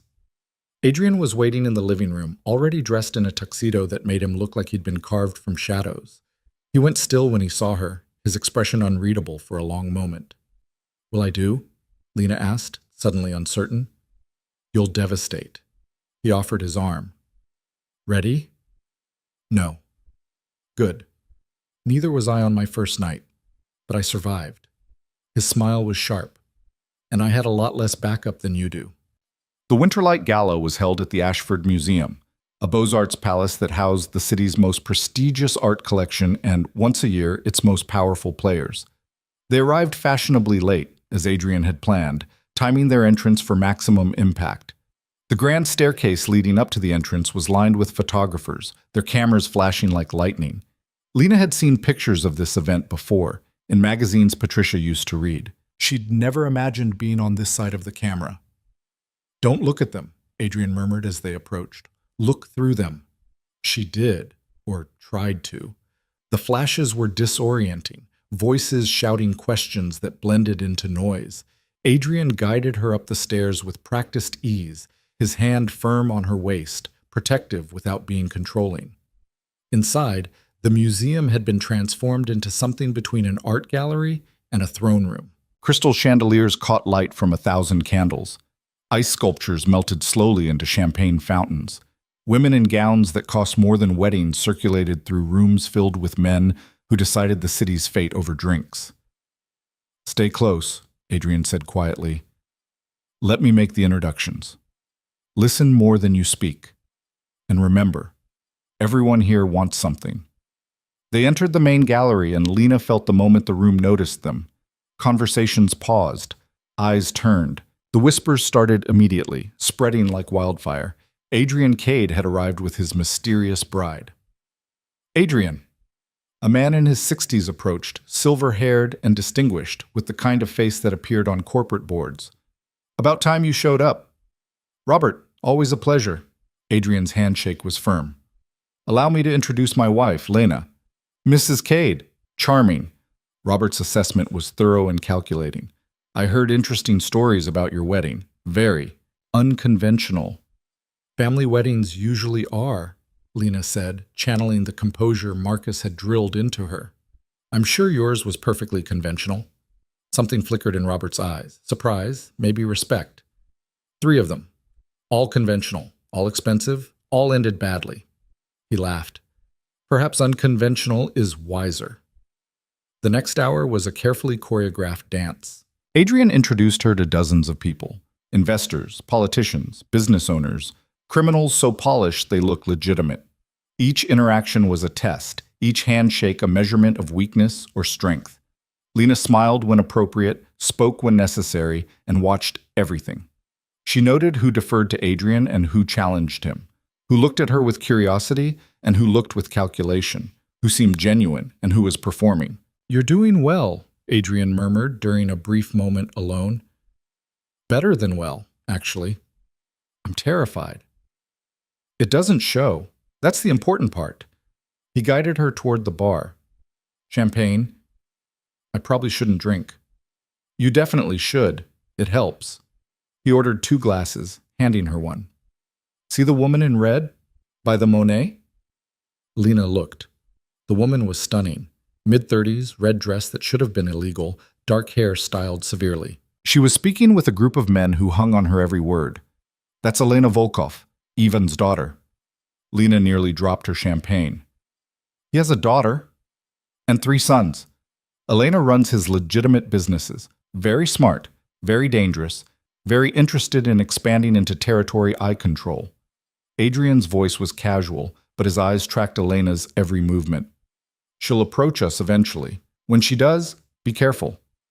Careful how? She'll seem friendly, charming, like she wants to be your friend. Don't fall for it. She collects information like some people collect art. Before Lena could respond, Elena turned. Their eyes met across the gallery. Elena smiled, said something to her companions, and started walking toward them. Too late, Adrian muttered. Remember what I said. Elena arrived like a force of nature, her smile bright and sharp. Adrian, I was beginning to think you'd avoid me all night. Elena, you look dangerous as always. I try. Her attention shifted to Lena, assessment happening in milliseconds. And this must be the famous replacement bride. I've heard so much about you. Have you? Lena kept her voice neutral, remembering Adrian's warning.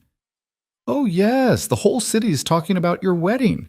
Very romantic, very dramatic, very... Elena paused, her smile widening. Convenient for Adrian. Tell me, how are you adjusting to your new life? Quickly, Lena met her gaze directly. I'm a fast learner. I'm sure you are. It must be quite different from your previous circumstances. The words were poisoned honey, sweet and lethal. From what I understand, you were virtually a servant in your own home. How liberating this must be. Adrian's hand tightened slightly on Lena's waist, a silent warning to stay calm. But Lena had spent 8 years enduring Patricia's cruelty. Elena Volkov, for all her polish and power, was just another bully with better clothes. It is liberating, Lena said smoothly, though I've found that understanding servitude makes one better at recognizing it in others. For instance, I can tell when someone's working very hard to appear threatening. Usually it means they're nervous about something. Elena's smile froze for a fraction of a second. Interesting theory, isn't it? I've been reading a lot about power dynamics lately. Fascinating subject. The performances we put on, the masks we wear.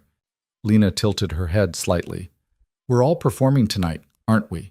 The question is who's performing confidence and who's performing control they don't actually have. The silence that followed was sharp enough to cut. Adrian's expression remained neutral, but Lena felt him tense beside her, ready to intervene if necessary. Then Elena laughed. Real laughter, genuine and surprised. I like her, Adrian. Where did you find this one? She found me, Adrian said, his voice carrying an edge. Anything else, Elena? Just a friendly conversation. We're neighbors, after all. We should be civil. Elena's eyes flicked between them. Though I'll admit I'm curious. This marriage gives you access to circles my father and I have been trying to crack for years. The society connections, the old money networks. Very clever. Thank you. I wasn't complimenting you. I was acknowledging a strategic move. Elena took a sip of her champagne. But strategy only works if all the pieces cooperate. I wonder how your new wife will handle the realities of your business when they become less theoretical. I handle them fine, Lena said before Adrian could respond. Do you? You've been married, 2 weeks? Wait until the first time someone threatens your life, or tries to buy your loyalty, or worse. Elena's smile sharpened. This world eats people like you, pretty girls from good families who think they can survive on charm and their husband's protection. Good thing I'm not surviving on charm, then. Lena set down her champagne glass with deliberate care. I'm surviving on the same thing you are. The understanding that power is just convincing other people you have it. And right now, I'm very convincing. For a long moment, Elena just stared at her. Then she nodded, something like respect crossing her features. Maybe you will survive. That would be interesting.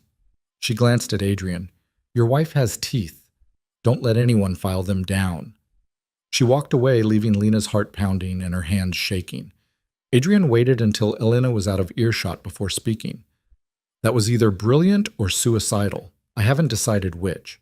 Did I mess up? No. You stood your ground against someone who terrifies most people. She was testing you, and you passed. His smile was approving. Though you just made an enemy. I thought I already had one. Now you have one who respects you. That's different. More dangerous, but more useful. He guided her toward a quieter corner of the gallery. You need a break. This room is exhausting, even for people used to it. They stepped out onto a balcony overlooking the museum's sculpture garden. The night air was cool, cutting through the overheated gallery. Lena leaned against the stone railing, trying to steady her breathing. I think I'm going to be sick. Not in that dress, you're not. It costs more than a car. Adrian stood beside her, his presence solid and strangely comforting. You did well in there. Better than I expected. I didn't know what I was doing? Neither does anyone else. That's the secret. He was quiet for a moment. Elena was right about one thing. This world does eat people, and it will try to eat you. But I think you're tougher than she realizes. Why? Because you've already survived worse. Patricia broke most people. She didn't break you. The words settled something in Lena's chest. Before she could respond, Kelly appeared in the doorway, her expression tight. We have a problem. Adrian was moving before Kelly finished speaking. What kind? Patricia just arrived, with a reporter from the Tribune and what looks like a lawyer. Lena's blood went cold. She wasn't invited. No, which means she's crashing for a reason. Kelly glanced at Lena. She's telling anyone who'll listen that the marriage is fraudulent, that you're not Victoria, that Adrian knew and married you anyway to access the Voss Trust Fund. That's insane. The trust fund was already mine. Doesn't matter. She's making it sound like fraud. The reporter is eating it up. Kelly pulled out her phone, showing them a photo. Patricia stood in the main gallery, surrounded by interested listeners, her expression righteous indignation. We need to handle this. Now.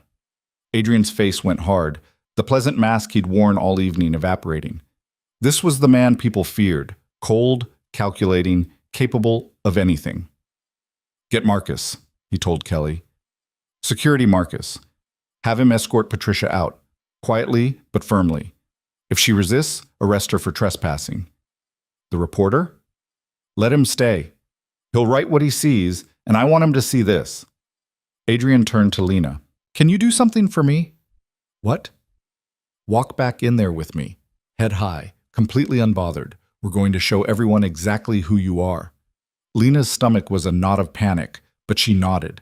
This was the moment Adrian had warned her about. The first real test. They walked back into the gallery together. Patricia spotted them immediately, her voice rising to carry across the room. There she is, the imposter. She's not my daughter, she's just a... Good evening, Patricia. Adrian's voice cut through her rant like a blade, commanding instant attention. The entire gallery went silent, hundreds of people turning to watch. I wasn't aware you'd been invited. I don't need an invitation to expose fraud. This marriage is a lie. She's not Victoria. She's nobody. A servant pretending to be... She's Lena Voss, Adrian interrupted. Daughter of James Voss, legitimate heir to the Voss estate and fortune, and my wife. There's nothing fraudulent about any of that. She substituted herself for Victoria. She tricked you. No. Adrian's smile was dangerous. You tried to substitute Victoria. I knew about the switch before it happened. I wanted Lena. I married Lena. Intentionally. The whispers erupted immediately. Lena stood frozen, feeling hundreds of eyes on her, judging and calculating and wondering. This was it. The moment everything either collapsed or solidified. Patricia's face went red. You're lying. You can't possibly have wanted her over Victoria. She's nothing. She's worth substantially more than your daughter could ever be. Adrian's voice dropped to something lethal. And unlike Victoria, she has the spine to stand here while you embarrass yourself in front of the city's elite. Tell me, Patricia, how many of these people do you owe money to? Patricia went white. Because I have the records, Adrian continued. The gambling debts, the unpaid invoices, the loans from people in this room that you've defaulted on. Shall we discuss those? Publicly? You bastard! Perhaps, but I'm a bastard who keeps my word and pays my debts. He gestured to security, who'd appeared at the edges of the gallery. Now you have a choice. Leave quietly or be removed. Either way, you're done here. Patricia looked around the room, searching for allies. But the faces that had been interested in her scandal moments ago now showed only disdain. She'd broken the cardinal rule of their world. Never air dirty laundry publicly. Never make a scene. This isn't over, she hissed at Lena. Yes, Lena said quietly, finding her voice. It is. Security escorted Patricia out, the reporter trailing behind to document her humiliation. The gallery erupted in conversation, but the tone had shifted. They weren't talking about fraud or deception anymore. They were talking about Adrian Cade's ruthless defense of his wife, about the girl who'd faced down Patricia Voss without flinching. Elena Volkov caught Lena's eye from across the room, raising her glass in a small salute. Respect, earned the hard way. Adrian's hand found Lena's, squeezing gently. Breathe, she breathed. Her whole body was shaking with adrenaline, but she was still standing, still here, still visible. How do you feel? Adrian asked quietly. Like I might pass out. Don't, we're not done yet. He guided her toward the center of the room, where a small orchestra had begun playing. Dance with me. Adrian, I can't. You can. You will. Everyone's watching, and we're going to show them exactly what they need to see. He pulled her into a waltz position before she could protest. The music swelled, and they moved together across the polished floor. Lena's feet remembered Marcus's lessons, muscle memory taking over where thought failed. Around them, other couples joined the dance, but Lena barely noticed. She was focused on Adrian's eyes, on the steady pressure of his hand on her back, on the fact that she was dancing in public, in front of hundreds of people, and not disappearing. You're full of surprises, Adrian murmured. So are you. You really knew. Before the wedding? I told you. I've been watching you for 18 months. That's creepy. That's thorough. His smile was slight. You held your own tonight. Against Elena, against Patricia. You proved you belong here. I don't feel like I belong. No one does. That's why we all perform so hard. The song shifted to something slower. But you're not performing anymore. You're just being. That's more powerful than any act. The rest of the evening passed in a blur. More introductions, more conversations, more tests disguised as small talk. But something had shifted. People looked at Lena differently now, not with pity or curiosity, but with consideration, with respect. By the time they left, well past midnight, Lena's feet ached and her face hurt from smiling, but she'd survived. More than survived. She'd thrived. In the car, Kelly in the driver's seat and the city lights streaming past, Adrian turned to her. You exceeded every expectation I had. Don't sound so surprised. I'm not surprised. I'm impressed. There's a difference. He was quiet for a moment. Patricia will retaliate. Tonight humiliated her. She'll come back harder. Let her. Lena was surprised by the steel in her own voice. I'm not afraid of her anymore. Good, because tomorrow we start the real work. What real work? Adrian's smile was sharp and satisfied.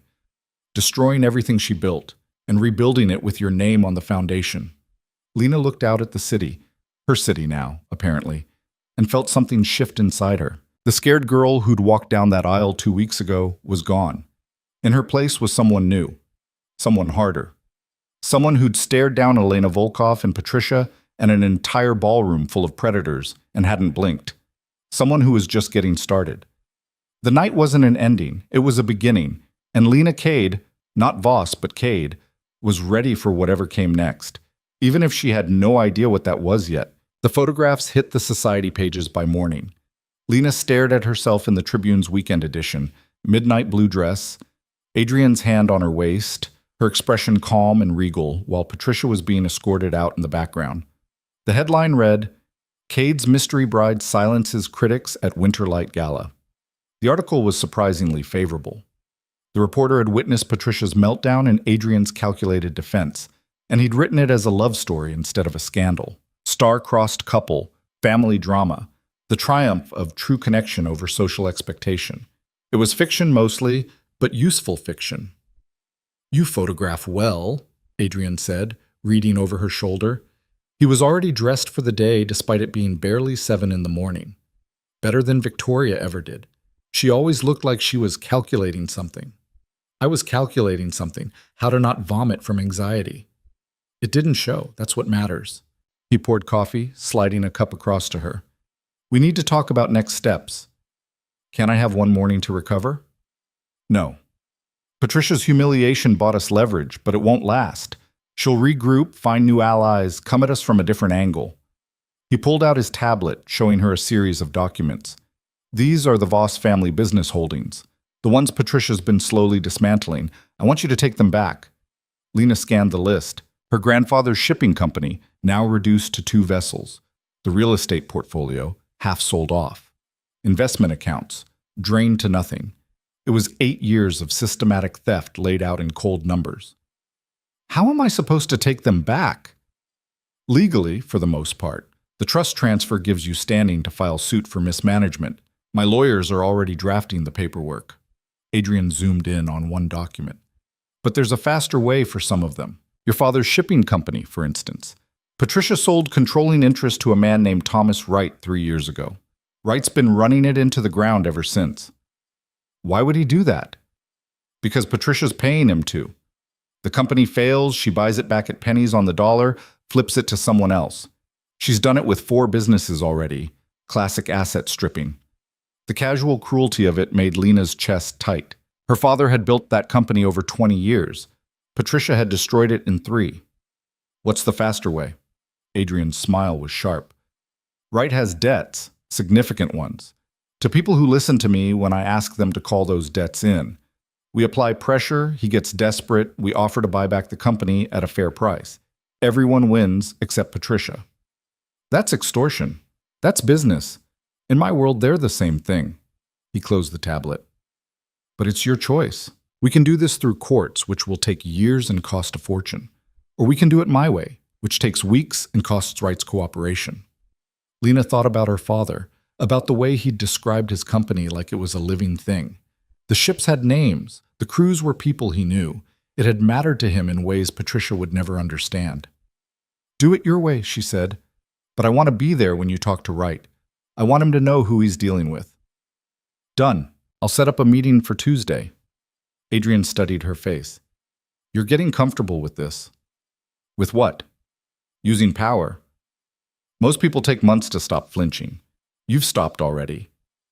Maybe I'm just good at pretending. Maybe.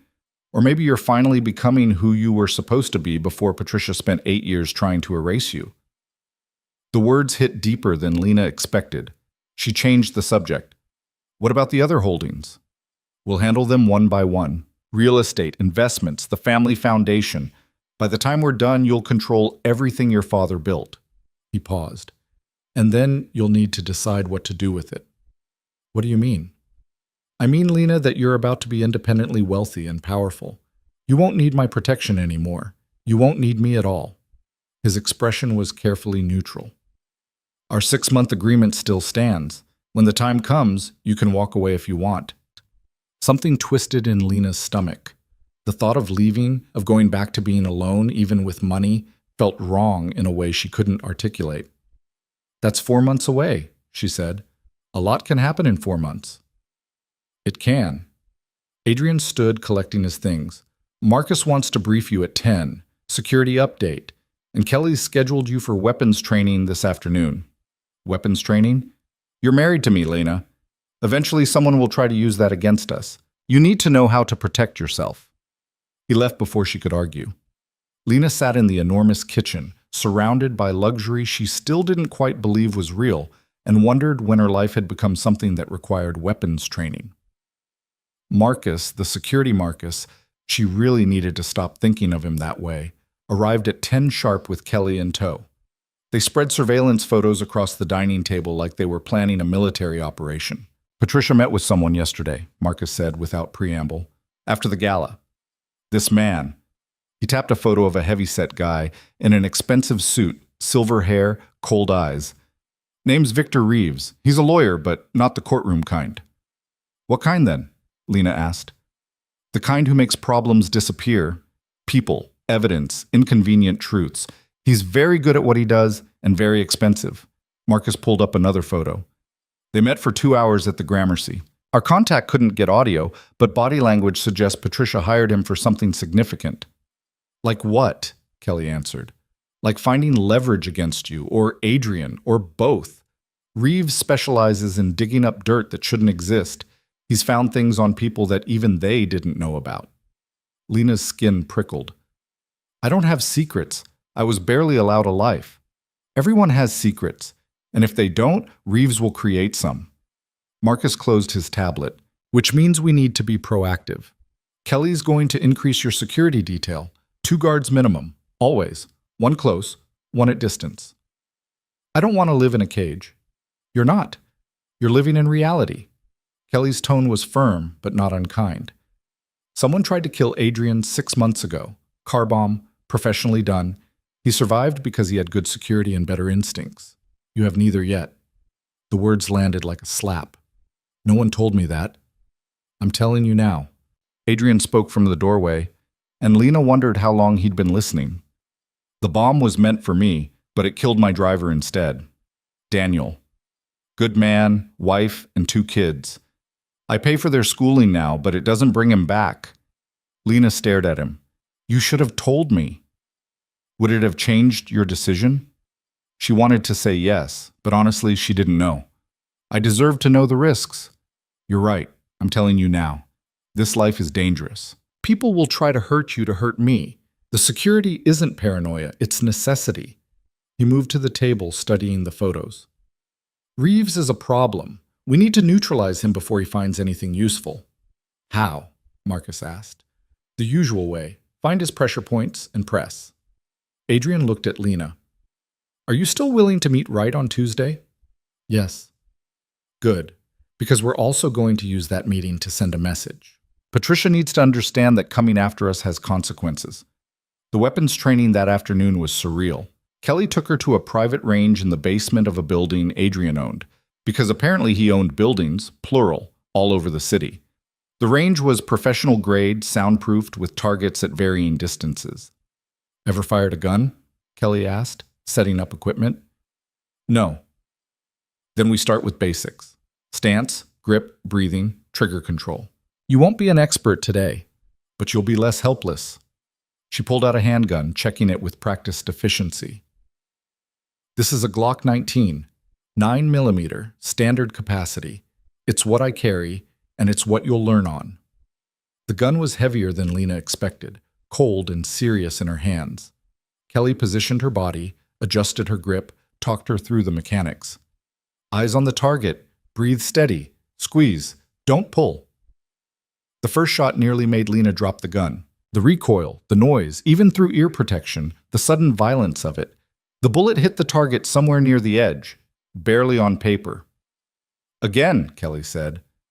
They practiced for an hour. By the end, Lena's arms ached and her ears rang despite the protection, but her grouping had improved. She wasn't good, but she was less terrible. You'll practice twice a week, Kelly said, packing up. Eventually it'll feel natural, muscle memory. Will I actually need to use this? Kelly's expression was serious. I hope not, but hope isn't a strategy. Being prepared is. Tuesday arrived faster than Lena wanted. She dressed carefully, business attire, expensive but not flashy, projecting competence without aggression. Adrian had coached her through the meeting strategy over breakfast. Wright's drowning in debt, he'd explained. Gambling, mostly. He owes $200,000 to people who aren't patient about repayment. We're going to offer him a way out. By buying back my father's company. Exactly. He saves face, keeps his kneecaps, and we get what we want. Everyone walks away happy. Except Patricia. Adrian's smile was cold. Except Patricia. They met right at a restaurant downtown. Neutral territory, public enough to feel safe, private enough for honest conversation. Wright was already there when they arrived, his expensive suit not quite hiding the sweat stains. He looked like a man who wasn't sleeping well. Mr. Cade. Mrs. Cade. His handshake was clammy. Thank you for meeting with me. Of course. Adrian settled into his seat with easy confidence. Lena sat beside him, channeling every lesson in posture and presence she'd learned. I understand you're having financial difficulties. Wright's face went red. I don't know what you've heard, but I've heard you owe money to Sal Marchetti. $200,000 plus interest that's compounding daily. Sal's not known for his patience. That's a private matter. Nothing's private when you owe Sal money. He makes sure of that. Adrian signaled the waiter, ordering drinks like they were discussing weather. Here's what I'm proposing. You sell me controlling interest in Voss Shipping. Fair market value, payment immediate.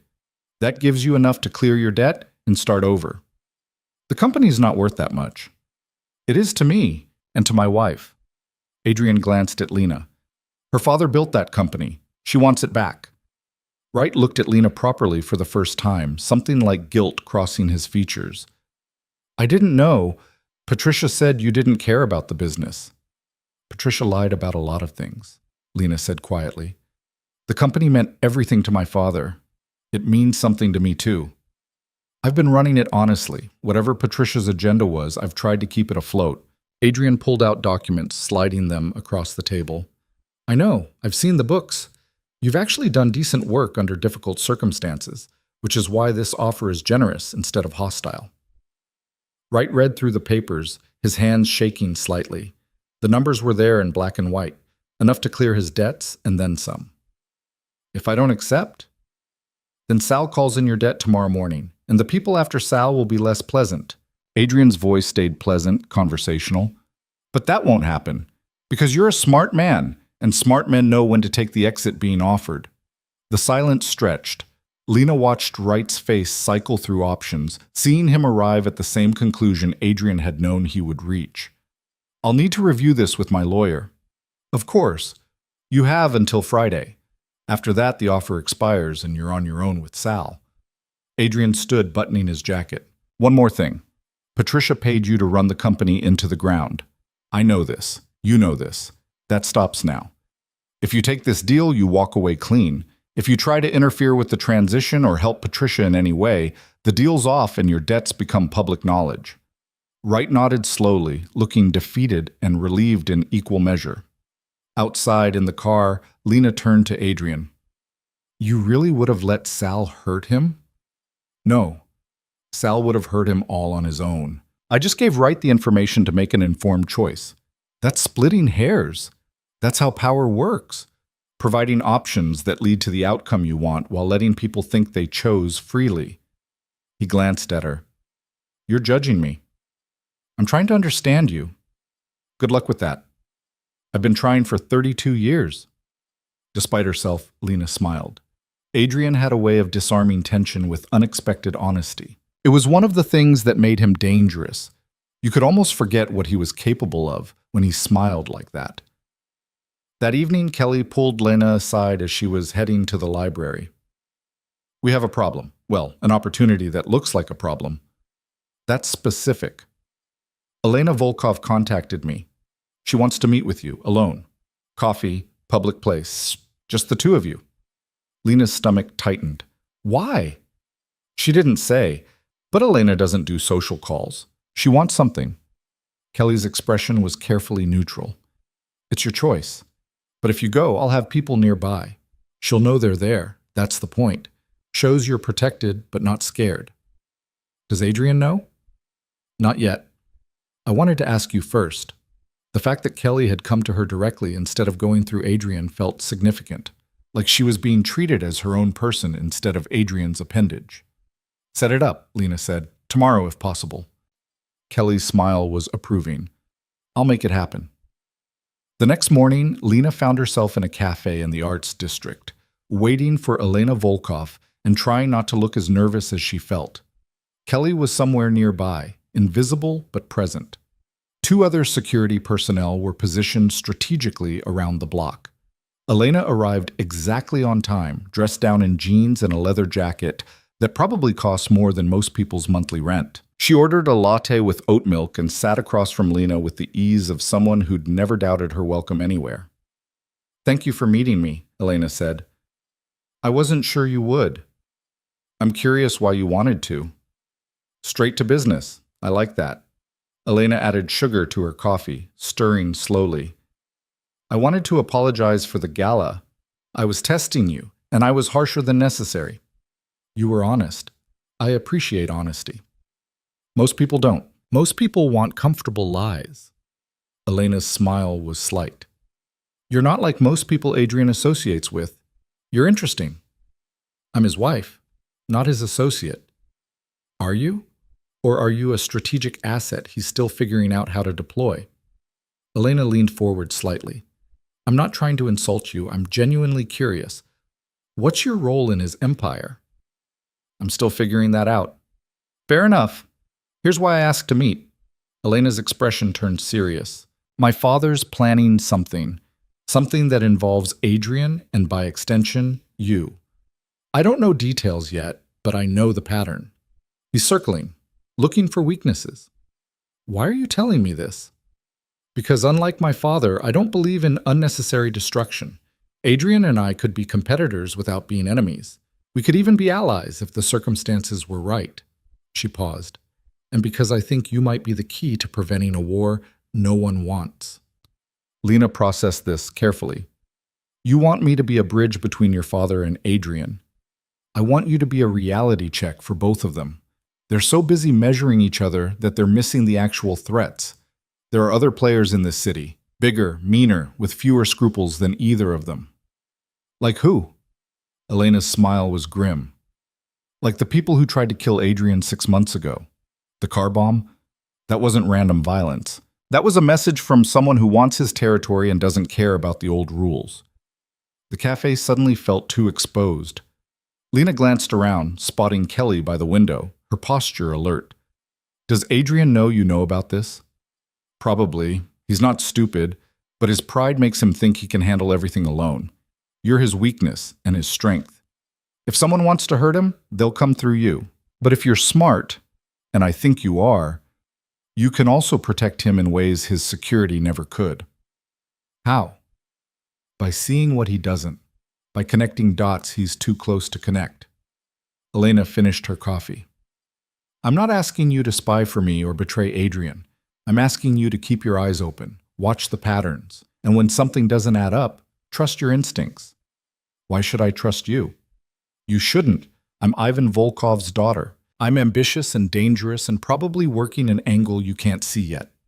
Elena stood, dropping cash on the table. But I'm also pragmatic. Chaos is bad for business. War is expensive. If we can avoid both by being honest with each other, everyone wins. She left without waiting for a response. Lena sat there, her coffee going cold, trying to figure out what had just happened. Kelly appeared at her elbow. You okay? I don't know. Was that a threat or an offer? With Elena? Probably both. That night, Lena told Adrian about the meeting. He listened without interrupting, his expression unreadable. She's right about one thing, he said finally. There are bigger threats than the Volkovs. I've been tracking unusual activity in the shipping corridors. Money moving through channels that shouldn't exist. Someone's building something. Do you know who? Not yet, but I will. He was quiet for a moment. Elena's playing her own game, offering you information, building trust, creating a line of communication separate from her father. It's smart. Should I cut her off? No, keep talking to her. See what else she reveals. Just remember, she's never completely honest. No one in this world is. Including you? Adrian's smile was slight. Especially me. But at least I'm honest about being dishonest. Friday morning brought news from Wright. He'd signed the papers. Voss Shipping was back in Lena's control, the first piece of her father's legacy restored. Adrian had the documents delivered over breakfast, official and final. How does it feel? He asked. Like I'm responsible for something I don't know how to run. So learn, or hire people who do. He pulled out his phone, showing her a list of names. These are shipping executives I trust. Any of them would be thrilled to consult for Voss family rates. Lena scanned the list, feeling overwhelmed. A month ago, she'd been scrubbing floors. Now she owned a shipping company. This is insane. This is progress, and we're just getting started. Adrian's expression turned serious. Patricia's going to retaliate. Wright was her asset, and we just took him. She'll come at us harder. He was right. The retaliation came Sunday night in the form of a leak to 3 different newspapers. Tax documents suggesting Adrian had been evading payments for years, corporate records that looked damning out of context, photos of him meeting with known criminals. The articles hit Monday morning, coordinated and vicious. Cade Empire built on fraud, read one headline. Crime boss hides behind legitimate businesses, read another. Lena found Adrian in his office, surrounded by lawyers and crisis management people, his expression carved from ice. How bad is it? She asked. Manageable. The documents are real but incomplete. Taken alone, they look incriminating. In context, they're standard business practice. He dismissed the room with a gesture, leaving them alone. Patricia's using Reeves well. These leaks are timed to cause maximum damage. What do? We hit back harder. His smile was sharp and dangerous. How would you feel about a press conference? A what? You, me, cameras. We tell our story before Patricia can twist it further. The substitute bride who took back her inheritance. The marriage that started as strategy and became real. The family drama everyone's been gossiping about. You want to weaponize our relationship. I want to control the narrative. Right now, Patricia's telling the story. We need to tell ours. He studied her face. But only if you're comfortable. This will make you very public. No more invisibility. Lena thought about the girl she'd been 3 weeks ago. Invisible, scared, erased. That girl would have refused, would have hidden, would have let Patricia win. But that girl was gone. When's the press conference? Adrian's smile was proud and fierce. Tomorrow, 2 o'clock. Every major outlet in the city will be there. Then I guess I should figure out what to wear. Wear armor disguised as fashion. You're about to declare war.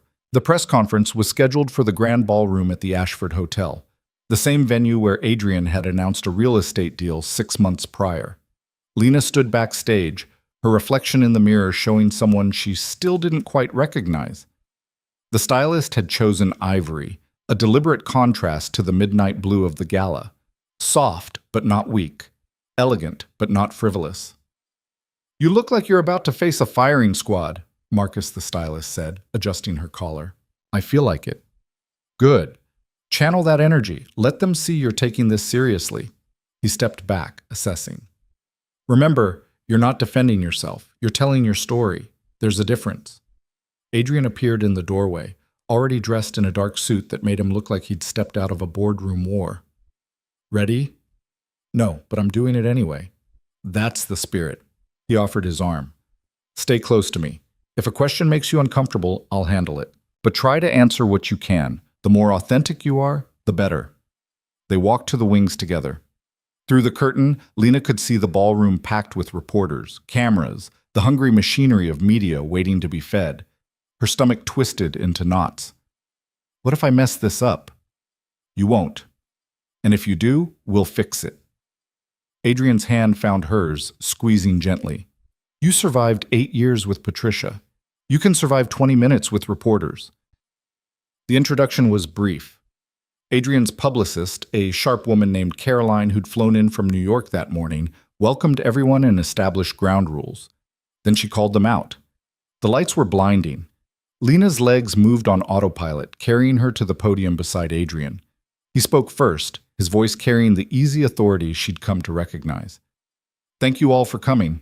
I know there have been questions about my marriage, about my wife's background, about the legitimacy of our relationship. So we're here to answer those questions directly. He laid out the facts with clinical precision. Victoria's disappearance, the substitution, his prior knowledge, the strategic reasons behind accepting the switch. He made it sound logical, inevitable, like a business decision that happened to involve hearts. Then he turned to Lena. But strategy isn't the whole story. My wife has something to say about that. The room went silent. Lena stepped to the microphone, her prepared notes suddenly useless. She'd spent hours memorizing talking points, but standing here under the lights, they felt hollow. So she spoke from somewhere rawer instead. My name is Lena Voss-Cade. I'm 21 years old. When I was 12, my father died, and my stepmother decided I was more useful as a servant than a daughter. Her voice shook slightly, but she pushed through. For 8 years, I lived in my own home like a ghost. I cleaned, I cooked, I stayed invisible. My stepmother stole my inheritance and made me believe I deserved nothing. Someone's camera clicked. The sound felt obscenely loud. 3 weeks ago, my stepsister ran away from her wedding. My stepmother forced me to take her place because the alternative was worse. I walked down that aisle thinking I was being sacrificed. Lena's eyes found Adrian. But my husband knew who I was. He'd known for months, and instead of rejecting me, he offered me a choice: freedom or partnership. I chose partnership. Why? Someone called out. Because I was tired of being invisible, because he saw something in me that I'd forgotten existed. Because for the first time in 8 years, someone treated me like I mattered. She paused. Is it strategic? Yes. Adrian gained social connections through my family name. I gained protection and resources to reclaim what was stolen from me. But it's also real. We're building something together. That's more than most marriages can claim. The questions came fast after that. Lena fielded what she could, Adrian smoothly intercepting the rest. They worked together, a practiced rhythm developing even though they'd never rehearsed this. When someone asked about the tax documents Patricia had leaked, Adrian demolished the accusations with receipts and context. When someone asked if Lena was afraid of Adrian's reputation, she looked directly at the camera. I've lived with real cruelty. I know what it looks like. This isn't it. The press conference lasted 37 minutes. By the time they walked off stage, Lena's hands were shaking and her throat was dry, but the expressions on the reporters' faces had shifted from skeptical to fascinated. You did well, Caroline said backstage, already on her phone checking social media reactions. Really well. The authenticity is playing perfectly. People love a comeback story. This isn't a story, Lena said quietly. This is my life. In this city, everything's a story. The key is controlling which one gets told. Caroline showed them her phone. Twitter's already trending. Half the city's calling you Cinderella. The other half's calling Patricia a monster. Both work for us. Adrian guided Lena away from the chaos, finding a quiet room down the hall. She collapsed into a chair, adrenaline crashing. I just told the entire city my stepmother treated me like a slave. You told them the truth. That takes courage. He poured water from a pitcher, handing her a glass. Patricia will retaliate. This humiliated her publicly. She'll come back harder. Let her. Lena drank, the water helping her raw throat. I'm done being afraid of her. The retaliation came faster than expected. That night, as Lena was trying to decompress with a book she couldn't focus on, Marcus burst into the penthouse with Kelly close behind. We have a situation, Marcus said, his expression grim. Patricia filed for emergency custody of Victoria, claiming Adrian's a dangerous influence, and you're an unfit guardian for family matters. It's nonsense legally, but she's gotten it in front of Judge Morrison. Morrison's in her pocket, Adrian said, appearing from his office. She donates to his campaigns. This is theater, not a real legal threat. Theater that puts you in court tomorrow morning, Kelly added. And she's bringing Reeves. He's prepared something. Adrian's jaw tightened. What kind of something? Unknown, but he requested permission to introduce evidence about your business practices. Morrison approved it. Lena watched Adrian's expression cycle through calculations. This was different from their carefully controlled press conference. This was Patricia choosing the battlefield. We'll deal with it, Adrian said finally. Get our legal team on standby. I want every document about my businesses ready to counter whatever Reeves produces. There's something else. Marcus pulled out his tablet, showing surveillance footage. Patricia met with someone tonight. We couldn't get a clean ID, but the body language suggests a new alliance. The footage showed Patricia in a parking garage, speaking with a man whose face was mostly hidden by shadows. But there was something familiar about his posture, the way he moved. Freeze it, Adrian said sharply. There, zoom in. Marcus did. The image was grainy, but sufficient. The man had a distinctive scar along his jaw, visible even in poor lighting. Adrian went very still. That's Anton Volkov, Ivan's oldest son. The room temperature seemed to drop. Kelly swore quietly. Marcus looked like someone had slapped him. Why would Patricia be meeting with a Volkov? Lena asked. Because she's desperate and stupid, Adrian said, his voice cold. The Volkovs don't do favors without prices. If Anton's involved, Ivan authorized it, which means Patricia just made this much bigger than a family dispute. Could it be about the custody hearing? No, that's small stakes. If Ivan's moving pieces, he wants something substantial. Adrian studied the footage again. Marcus, I need eyes on every Volkov property. Movement patterns, communications, everything. Kelly, double Lena's security. If the Volkovs are in play, the rules just changed. What do the Volkovs want? Lena asked. The same thing everyone wants. Power, territory, control. Adrian turned to her. Your family's shipping company gives us access to import channels the Volkovs have been trying to crack for years. If Patricia promised them access in exchange for helping destroy me, Ivan would take that deal. But I control the company now. Patricia can't promise them anything. Unless she plans to take control back, through you. Adrian's expression was grim. If something happened to me, you'd inherit my assets. If Patricia then had leverage over you, legal custody of Victoria, for instance, or evidence of criminal activity, she could force you to cooperate. You'd give her the shipping company to protect yourself, and she'd hand it to the Volkovs. The complexity of it made Lena's head spin. That's insane. That's chess at this level. Everyone's playing 3 moves ahead. He pulled out his phone. I'm calling Ivan. We're going to settle this directly. Is that safe? Nothing about this is safe, but letting him think he has the upper hand is worse. The call was brief and tense. Adrian spoke in clipped sentences, his tone carrying threat wrapped in politeness. When he hung up, his expression was unreadable. He wants a meeting, tonight, just the 2 of us, neutral ground. He means you and him, Lena said. He means you and me. Adrian's slight smile didn't reach his eyes. He specifically asked that you attend. That's how I know this is about the shipping company. Then I'm coming. Lena, if this is about my company, I should be there. You said I need to learn this world. Let me learn. Adrian studied her face for a long moment. All right, but you follow my lead. If I say we leave immediately. Understood? Understood. The meeting was set for midnight at a restaurant that had been closed for renovations, neutral ground that belonged to neither Adrian nor Ivan. They arrived with full security, Kelly and 3 others forming a protective perimeter. The Volkovs matched their numbers, professional and armed. Inside, Ivan waited at a table in the empty dining room, Elena beside him. The older man looked pleased with himself, a cat who'd cornered a mouse. Adrian, and the famous Lena, thank you for coming. Ivan gestured to chairs across from him. Please sit. Let's be civilized about this. Civilized, Adrian repeated flatly. Is that what you call meeting with my wife's stepmother behind my back? Business is business. Patricia offered an interesting proposal. I'd be foolish not to explore it. Ivan poured vodka into 4 glasses, sliding 2 across the table. She says you coerced Lena into this marriage, that you're using her for her family's assets, that given the choice, she'd prefer to be free. And you believed her? I believe everyone lies. The question is who's lying more effectively. Ivan's eyes fixed on Lena. So I'm asking you directly, Mrs. Cade. Are you here willingly, or is Adrian forcing your cooperation? Lena felt Elena's eyes on her too, assessing.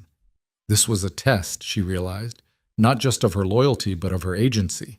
If she seemed weak or controlled, Ivan would use that. If she seemed independent, he'd have to negotiate differently. I'm here willingly, she said clearly. Patricia spent 8 years forcing my cooperation. Adrian offered me a choice. That's the difference. A choice between what? His protection or your stepmother's cruelty? That's not much of a choice. It was enough of one. I chose him. I'd choose him again. She leaned forward slightly. But since we're being direct, let me ask you something, Mr. Volkov. Why are you helping Patricia? What did she promise you? Ivan's smile widened. I like her, Adrian. She has spine. He drank his vodka in one swallow. Patricia promised me access to Voss Shipping's import channels, specifically the routes through the eastern ports. Routes your organization currently uses exclusively. Routes you'll never have, Adrian said, because Lena controls that company, not Patricia. For now. But Patricia's lawyers are filing a competency challenge tomorrow. She'll claim Lena's too young, too inexperienced, too traumatized by years of abuse to make sound business decisions. She'll request court oversight of the company until Lena reaches 25. And guess who she's suggesting as the court-appointed trustee? Herself, Lena said, her stomach sinking.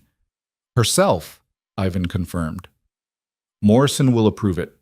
He owes Patricia favors. Once she controls the company again, our deal proceeds as planned. Elena spoke for the first time. This is why I told you to watch the patterns. My father's been planning this for weeks. You knew? Adrian's voice carried an edge. I suspected. I warned Lena to be careful. Elena looked at her father. But this is a mistake. The kind that starts wars neither of us can afford. It's only a war if Adrian makes it one, Ivan said calmly. I'm offering a peaceful solution. Share the shipping routes. Give us access to 3 of the eastern ports. In exchange, I withdraw support from Patricia and her legal challenges disappear. You want me to give you my wife's company. I want you to be reasonable, to recognize when you're outmaneuvered. Ivan's expression hardened. Patricia has evidence that will destroy your reputation. Morrison will rule in her favor. You'll lose the company anyway. My way, you lose less. Lena felt Adrian tense beside her, coiled fury barely contained. This was the moment where violence could erupt, where carefully maintained peace could shatter. But Adrian had taught her something in the past 3 weeks. Power wasn't just force. It was knowing when to push and when to pivot. No, Lena said, her voice cutting through the tension. Both Ivan and Adrian looked at her, surprised. No? Ivan repeated. You're assuming you've already won, that Morrison will rule for Patricia, that the evidence will stick, that I'll be declared incompetent. But you're forgetting something. Lena met his eyes steadily. I'm not the scared girl Patricia trained me to be. I'm Adrian Cade's wife, and I have resources now. Resources won't help if the court rules against you. Then we'll appeal, and during that appeal, I'll take every piece of evidence of Patricia's embezzlement, and trust me, we have it all, and I'll make it public. Her fraud, her theft, her abuse. I'll make sure every newspaper in this city knows exactly what she did. She'll face criminal charges, prison time. She's willing to risk that. Maybe. But are you willing to be associated with it? Lena leaned forward. Right now you're a legitimate businessman. Gambling, sure, but mostly legal. If you're publicly allied with Patricia when her crimes come out, that legitimacy evaporates. Your business relationships suffer. Your political connections distance themselves. You lose more than you'd gain from 3 shipping routes. Ivan's expression shifted, calculation replacing confidence. Elena's smile was slight but approving. You're bluffing, Ivan said. Try me. Lena's voice stayed level. We can all lose, Mr. Volkov, or we can all walk away and pretend this conversation never happened. Your choice. The silence stretched.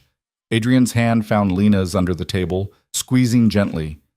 Support without interference. Finally, Ivan laughed. Real laughter. Surprised and genuine. You chose well, Adrian. She's got teeth. I told you. Fine. I withdraw support from Patricia. Her legal challenges are her problem. Ivan stood, buttoning his jacket. But this isn't over. Eventually, I'll still want access to those ports. Next time, I'll negotiate with your wife directly instead of trying to go around her. Next time, call first, Lena said. Even nodded, something like respect in his expression. Elena, come. We're done here. They left, their security following like shadows. When the door closed, Adrian turned to Lena. That was either brilliant or reckless. I still haven't decided which. You said to watch for patterns and trust my instincts. My instinct said Ivan cares more about his reputation than Patricia's revenge. You were right, but you just made a powerful enemy out of Patricia. Again. She was already my enemy, at least now she's alone. Kelly appeared in the doorway. We're clear, no complications. They drove back to the penthouse in silence. Lena's adrenaline was fading, leaving exhaustion in its wake. She'd just faced down Ivan Volkov, called his bluff, protected her father's company. A month ago, she couldn't have imagined any of it. The custody hearing tomorrow, Adrian said as they rode the elevator up. Patricia will still try. She's got nothing to lose now. Let her try. I'll testify. I'll tell the truth about what she did. That'll hurt you too, airing that trauma publicly. It already hurt me. Now I'm just making it count for something. The hearing the next morning was a disaster for Patricia from the first minute. Morrison, sensing which way the political winds were blowing after the press conference and Ivan's withdrawal, ruled against every motion Patricia's lawyers filed. When Reeves tried to introduce evidence of Adrian's business practices, Morrison called it irrelevant and prejudicial. Patricia's competency challenge died before it started. The judge ruled that Lena, as an adult and the legitimate heir, had every right to control her inheritance. Patricia's trusteeship was formally terminated. Watching Patricia's face collapse as she lost was satisfying in ways Lena hadn't expected. Not because she wanted revenge, though there was some of that, but because it meant closure. The woman who tormented her for 8 years had finally lost. In the hallway after, Patricia tried one last time. This isn't over. Yes, Lena said quietly. It is. You're done. The trust is mine. The company is mine. You have no power over me anymore. You think you're safe with him? You think Adrian Cade loves you? Patricia's laugh was bitter.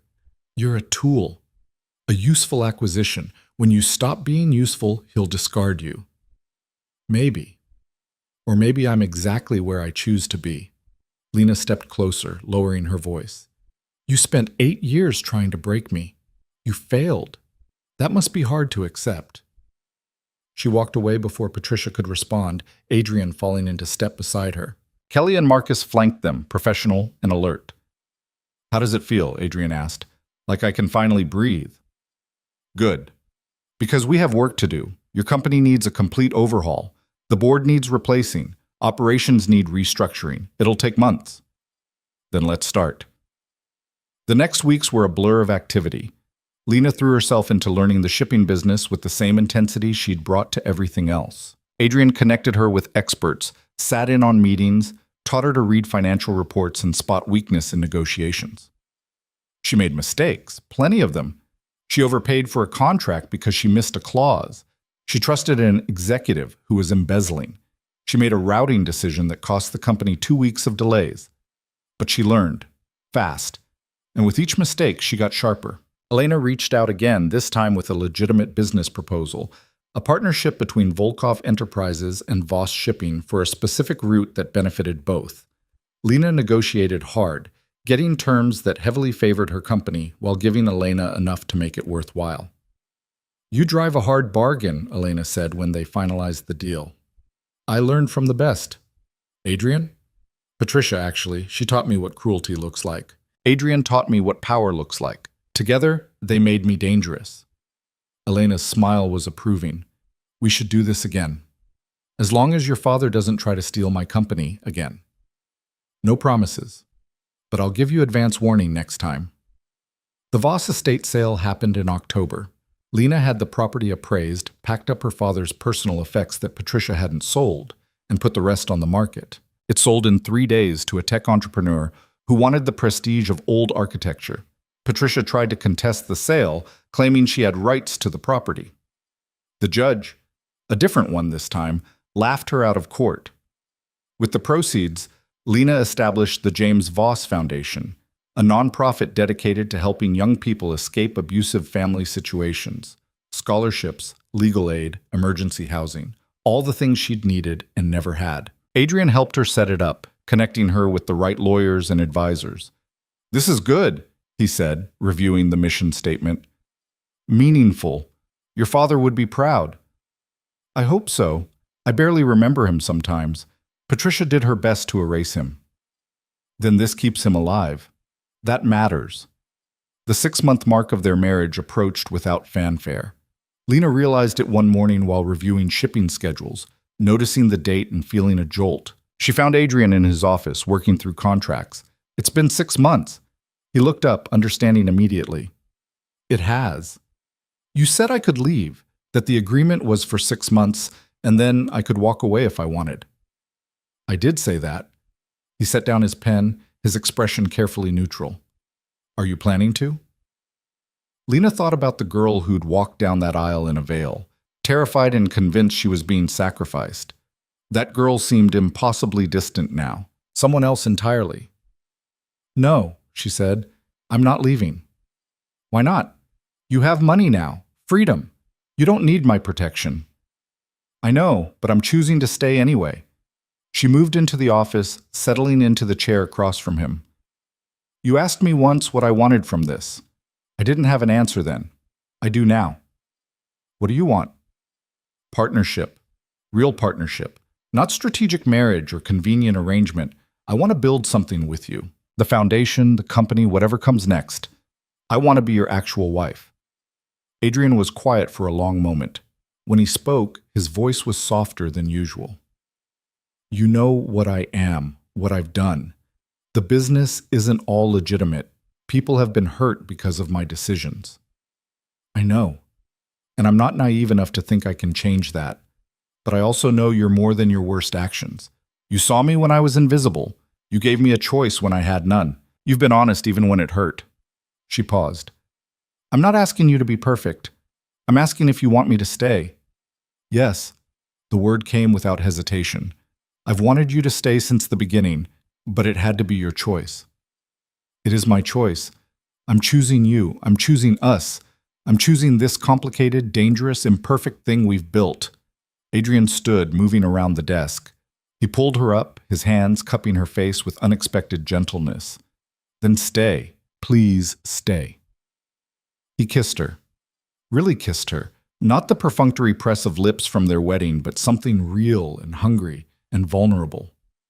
Lena kissed him back, her hands fisting in his shirt, feeling like something fundamental had clicked into place. When they broke apart, Adrian's smile was genuine. "So what now?" "Now we figure out how to actually be married. The real kind, not the strategic kind." "That sounds complicated." "Everything about us is complicated. At least we're honest about it." The foundation's launch happened in November, a small ceremony that felt more meaningful than the Winterlight Gala. Lena cut the ribbon on their first emergency housing facility, a renovated building in the district where she'd grown up. 15 apartments for young people fleeing abuse, fully furnished and funded for a year while they got on their feet. Adrian attended, staying in the background but present. Kelly and Marcus too. Even Elena showed up, making a substantial donation and promising Volkov Enterprises support.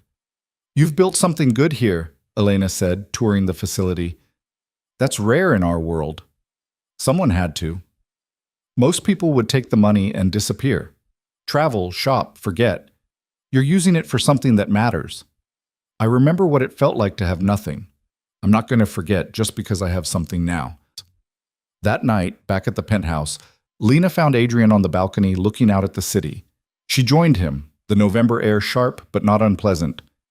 "Thank you," she said. "For what?" "For seeing me.